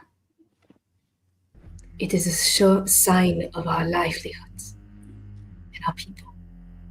And Your we will tribe- do this. Your tribe is Torstenderaki now. And Mithva there's a bit of an intake of breath, and she nods, very happily, still staring at the ground at your feet. Thank you. We will not do you wrong again. I know. Jaskier goes, okay, so you should both be laying down. Shy Sprout, translate. And also, I told you not to bring the animals in if it were going to get them moving around against doctor's advice. So I'm gonna send these animals out. I mean, they were here first, and then they came back. Animals didn't move. I will translate. The healer says to lay down. And do not move. Or you will regret moving. Probably. Both of them obey way too fast for listening to a healer's advice. They are listening to you speaking right now, and they're still reverberating from their promise and oath here. So they both scramble to lay back down again. The lamb is still laying on Vomith's chest, and he doesn't even move it. He just they both kind of freeze up, laying in the laid out bed covers off on the floor. And Jaskier goes, okay, we need to get Raoden to deck this place out again. I'm dragging Jaskier out of the room. Oh, okay. But one last aside to Vomith Mithva in Giant. These two It's gesturing to Shy and Jaskier. are the ones that you have to thank for saving you. Their lives were the ones on the line. And Zimmit, I guess, but Zimmit's life wasn't on the line. Zimmit wasn't going to die. Couldn't blame you. The whole community today. Zimmit and Konari were not going to die if things went south. I guess you're right. I was beside you. I guess you're right, He would have gotten away from Thavanoth would have looked at me and went, "How's it down there?" That's what he would have done. He would have stomped Okay, on cool me. it. None of you are here. None of you are here. Both of them sneeze angrily in Zimmit his spirit just boiling for some reason. His blood just the darkness coils. I guess you're right. I thought at first that maybe we should spread the praise around and thank everybody. I forgot but honestly, that you could speak me and Jaskier Giant. did do a lot. I take all of this back. I forgot you could speak Giant, and I say that in common. Carhale, what's the word It's for my brother? native tongue. Huh? What's the word for brother in Goliath? Ooh, El Kabane. Stupido. Funny. As you're saying this to Shy Sprout, and you're like, I forgot you spoke Giant. You do see Mithva kind of lean over into Shy Sprout's space, a little bit more crowded than just an acquaintance would do, right? She leans over to Shy Sprout and she goes, Kabane, I am sorry that we put you in danger. And she goes, we would never do such to family. If That's we okay, cousin. had the choice. That's what family's for. And she seems to be they seem to be relatively animated with Shy Sprout since he's come to their convalescence side here. Since they're my cousins. Shy, would you be able to keep watch over them tonight? Oh, yes, and I have Karchuskin watching on the window. Karchuskin. Okay. Okay. He's just a barn owl, and his head is full. I don't. Carhale does not question it. She doesn't care who that is. She knows it's probably an animal, but drags Jaskier out. Go ahead. Oh, I just whispered to the giants. She hasn't seen him in a long time, so. So, you know. I know what. Good night. She just looks at you confused as she lays back in the hay. No, not the hay. When she just lays back on the healers. I guess I'll also like grab as I'm leaving. I'll like grab a handful of bunnies and put them on there. The doctor doesn't know what he's talking about. Bunnies really do help with healing. She nods, like she's just agreeing to whatever her older cabane says. And she passes one over to Vomith, who puts it on his chest alongside the lamp that's still resting. Both of them just covered in animals at this point as they rest and convalesce. Two people who were saved by all of you guys, surprisingly saved too. Well done. So as you drag Jaskier out, we'll come back to this in your conversation. But first, I'm going to go to Konari so that you can hear the outcome of what you overheard. Okay, so you listen to their conversation over the recording here, and Jenyin's kind of setting up camp within your guys' cave, unless you guys didn't go down to your cave. I mean, we go down there unless there's a reason not to, so I don't... Okay. Yeah, so you guys go out. He seems to be taking his time out under the stars like he normally does, and you're within the cave, already bedded down, ready to sleep, listening to the conversation, with just the haze of suspicion that you had initially. Go ahead and roll me a insight check as you're listening to this conversation, for what you can gather beyond just the voices themselves. But as you roll, what you do here is a conversation about the society of the Corey. He goes into detail, asking questions like, how did your government system work? How did you guys run jobs? Like, who chose occupations for who? When? How was that determined? All these things. He's going into major detail as to how this world worked that she's from. He seems to be thoroughly thrilled by such a treasure trove of information. And you can tell that he's asked some of these questions before, perhaps before when he'd initially realized that she was there, and in past memories of yours, they've had some talks about it. But he goes into major detail, and he's learning a lot. It's very thorough. What is your insight check? 19, actually. I got pretty good. A 19. Okay. So as you're listening to it, it seems to be devoid of something. You're not exactly sure what it is, but it seems almost certain conversation speaking points that they're having back and forth seem disjointed sometimes. There's breaks within certain lines of thought. With a 19, you can tell that it doesn't quite sound like a full picture. It seems like there's some erased lines in between, namely in just the continuing threads of thought. So there'll be a finished thought here, and then there'll be a thought that was expressed, like a question asked, but then the question was never answered.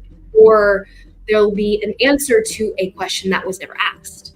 And there's like just different bits and pieces here and there that you can feel, but you can't quite grasp what's missing. Ty, that's not Karen's voice. Ty, is this a full picture of the recording? There seems to be something missing.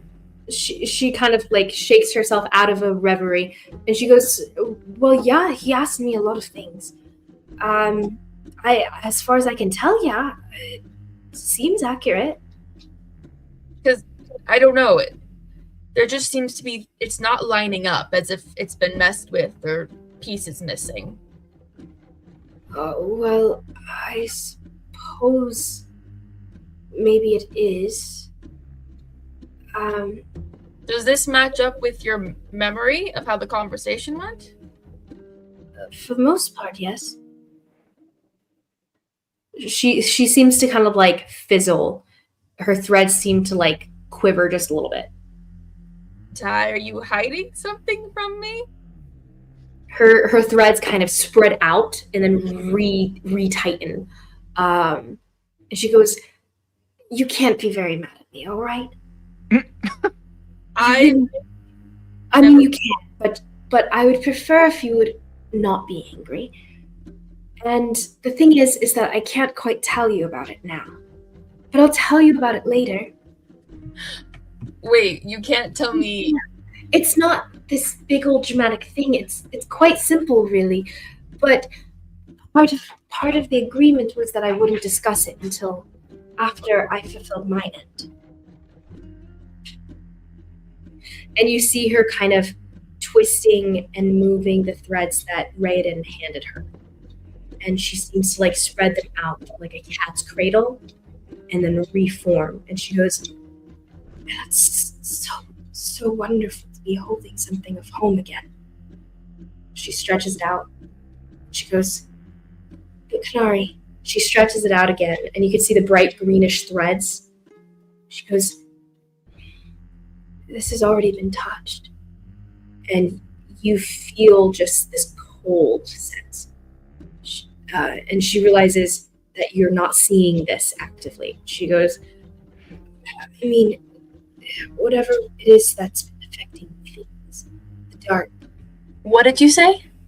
"The threads, they've been touched by the dark. Whatever it is, the blight is here." I don't know if that's why he hasn't used it or tried, but it's like an infection and it's not pure. But I think I could use this. It's not a lot. I think I could actually do something with it. If you'd like me to. I'm very happy that you have this thread, Ty, and I know it's important to you. It is. Are you sure that what he asked you to do isn't going to put you in danger? Or is worth this thread? Raoden's a good person, but he cares most about what he thinks is good. As she stretches it out, her little darting, like pinprick eyes seem to glow in the darkness that Konari cannot see. And they seem to glow the same greenish hue that the threads themselves are. She goes, "Konari, with threads like these, I could change things. This thread on the right loom can rewrite the world."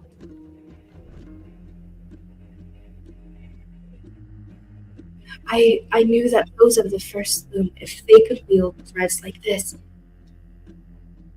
they were able to let people live when they should have died.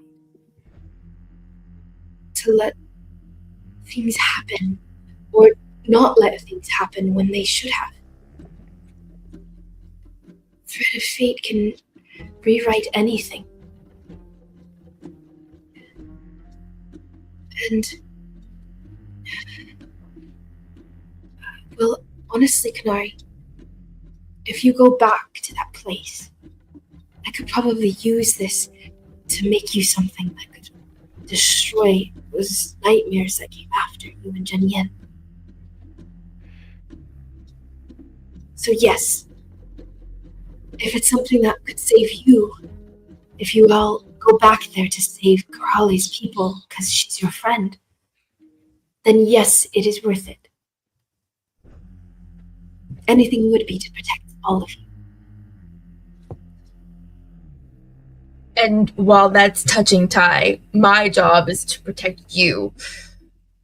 So tell me that this is whatever you have agreed to is not going to hurt you in any way, cause you any harm, And I won't push you on it. I don't believe what I've agreed to could cause me any harm. Neither would it cause you guys any harm. I would never do something like that. I know you wouldn't, Ty, but you're entirely too self-giving sometimes. She kind of cocks her head and she goes, I promise. It truly was just an exchange of information. And for his part, perhaps information that I wouldn't have given otherwise. But I think it's worth it. And when it comes to the time that I can tell you, I will. I promise.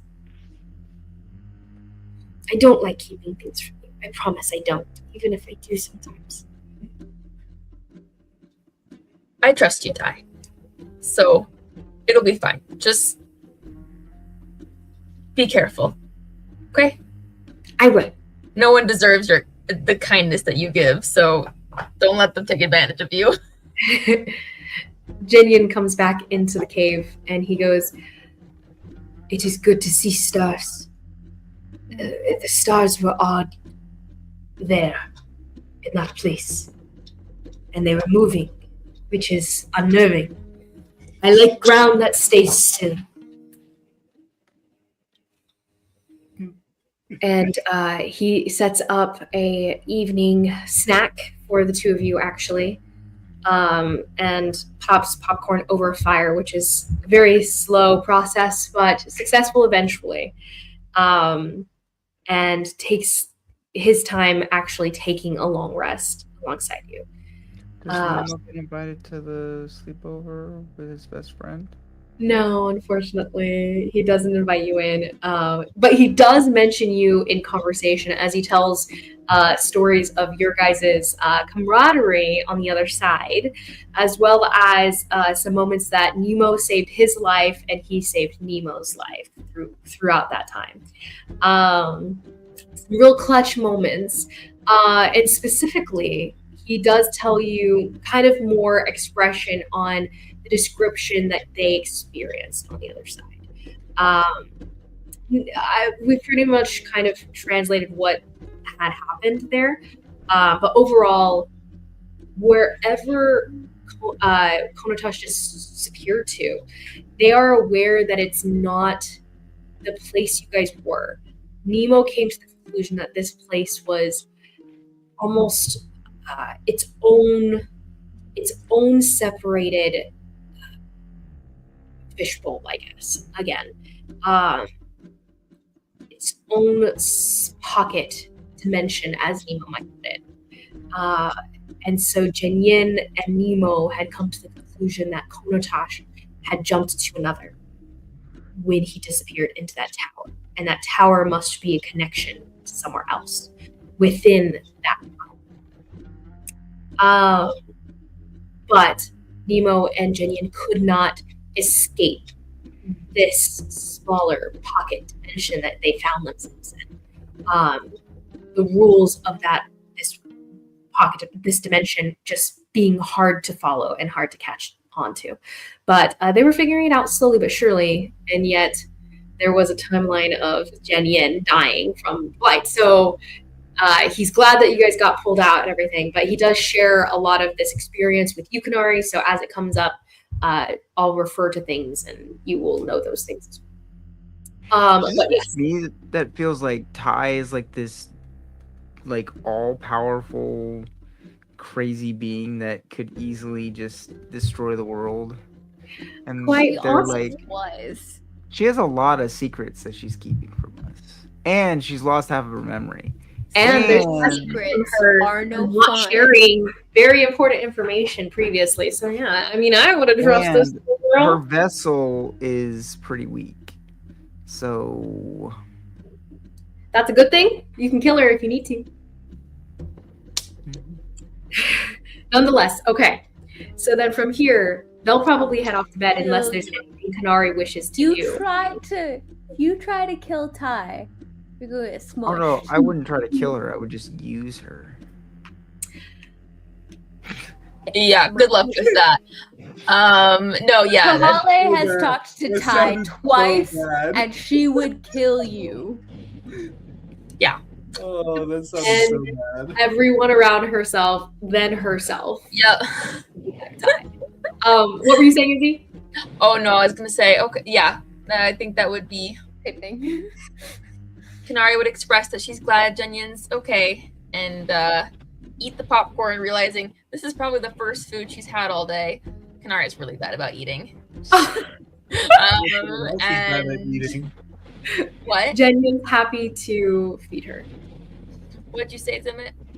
Oh, I said I know someone else who's bad at eating dinner. Oh. No, I love that Jenyen loves cooking. It's so cute. So it's great. I love it. Yeah, and then the act of creation is very calming to him. Something very disparate from his past experiences. As well as being able to control what he eats. That's never been a factor for him. Yeah. Mm-hmm. Totally. Miss Karhale. Side note, Konari, he actually, though he makes venison for you and though he's cooked this stuff, it seems like he generally avoids meat in his meals. Just generally. He's not against eating it.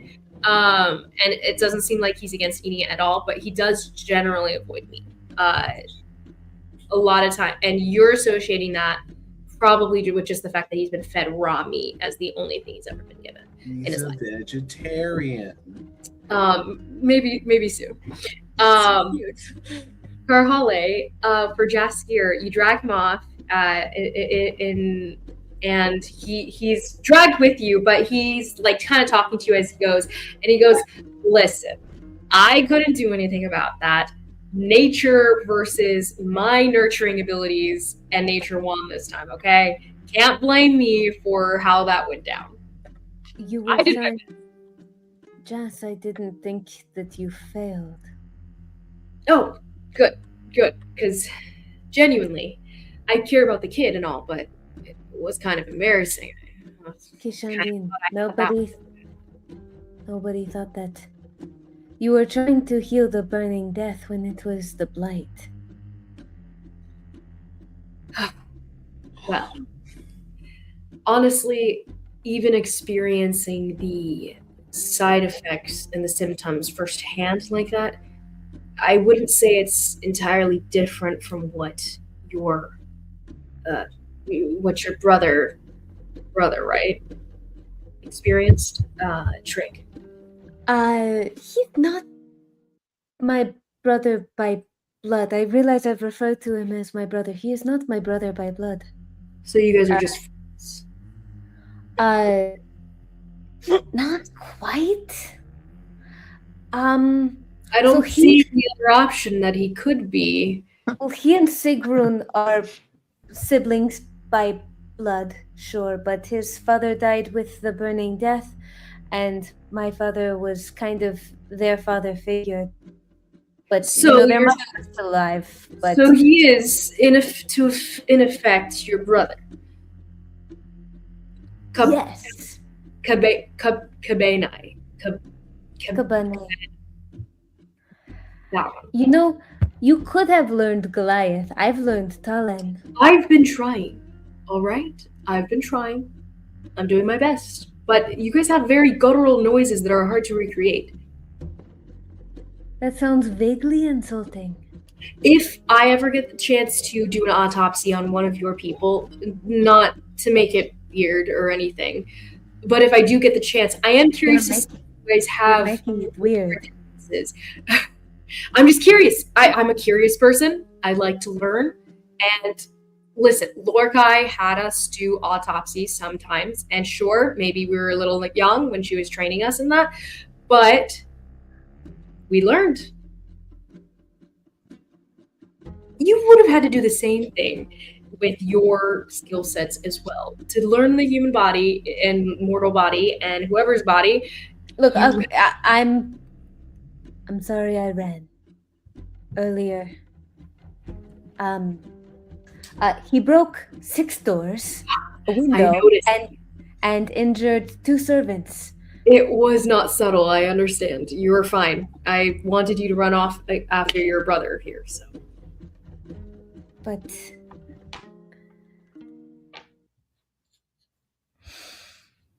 You're fine. you are... We're fine. And honestly, if you want to, I don't know, keep him company over the evening, in general, platonically, please. You guys are trying to spend time You're together. never leaving my side again. Well, I don't mind that either. No, I think I see... Kind of pointing at his hair. I think I see another gray.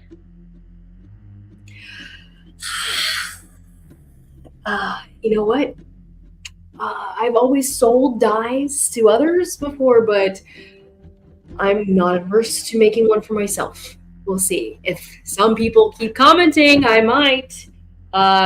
He starts to walk up to your guys' rooms, leans back, and he goes, "Are you coming with, or you staying behind?" How lucky am I to watch it all turn gray? Definitely luckier than I am.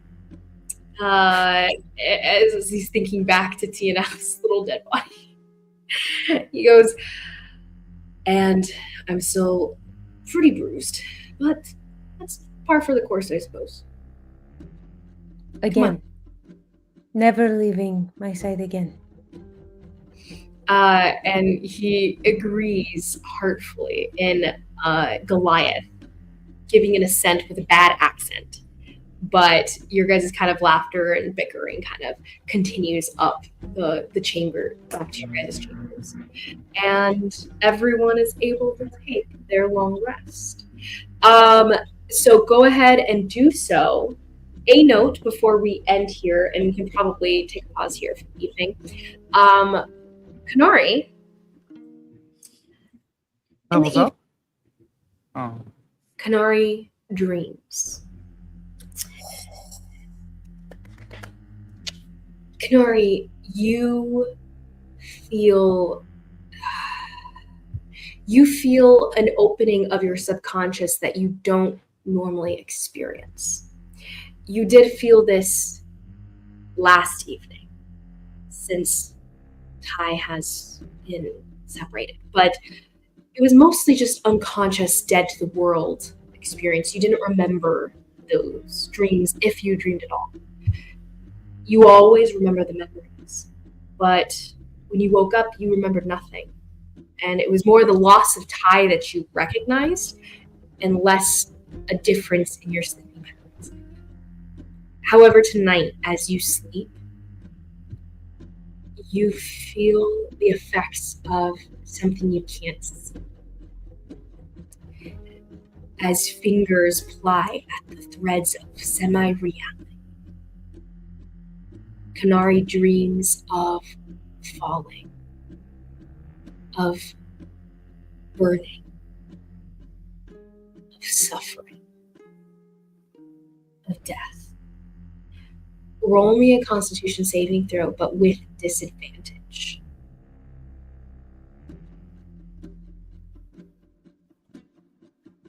Fail, fail, fail, fail, fail. No! Ty, is Ty not guiding my dream? Up, Zimmit! Is Ty doing it? Ty is not accessing your dreams. No, she no longer in your dreams. You are no longer protected by her presence. I thought Ty could still guide my dreams, though. She in theory can. Tonight, she is currently not, and you're experiencing the effects of an unprotected mind that you have. Don't have unprotected minds. Well, my first roll was a natural 20. This is why you use protection. The natural 20 of Second roll is a protect your mind. Konari, you would be protected if Ty were controlling your dreams in this way. And since she is not, this is happening. I got a 13. A 13. So with a 13, you do instead of waking rested, you do not take a long rest. Instead, you wake up with 8 points of psychic damage done to you, and nothing is healed, and nothing is back. Wait, not even like a short rest? Not even a short rest. So That's not good. I'm at less than half health. That's fine. come morning, Cursed sword! the dreams that haunted you. You also remember a face. A face that you didn't see, and a face that you do not recognize.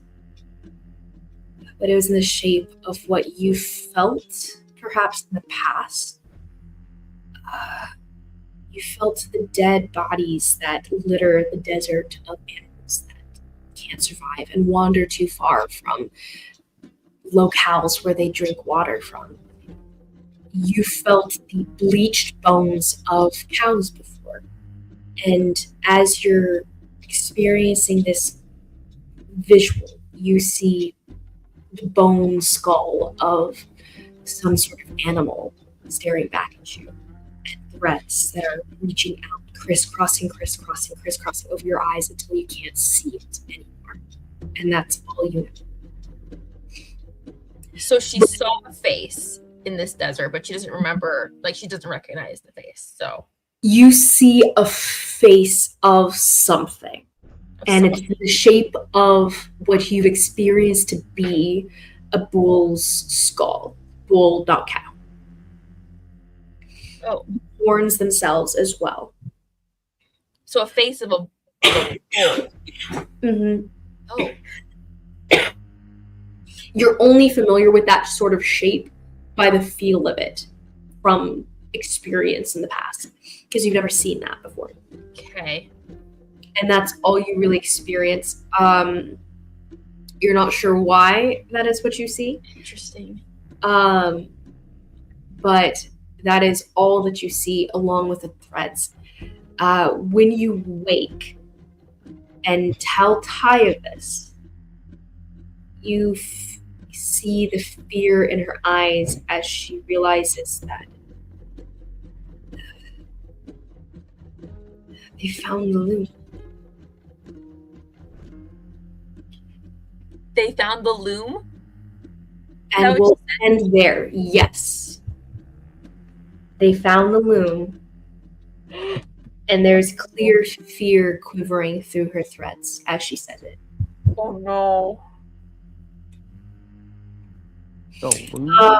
But with that, Miss Konari unfortunately was not able to take a full rest. Perhaps next time you'll be able to be protected by time. But we shall see. Konari's looking rougher and rougher each day, guys. That's fine. That is so true, though. She's also been definitely like cutting her rest short because she's been training extra hard since everything went down with Ty. So it's fine. Yeah. No worries. She's healthy. That's great. Well, with that, guys, I'll go ahead and end the live. And we'll get back to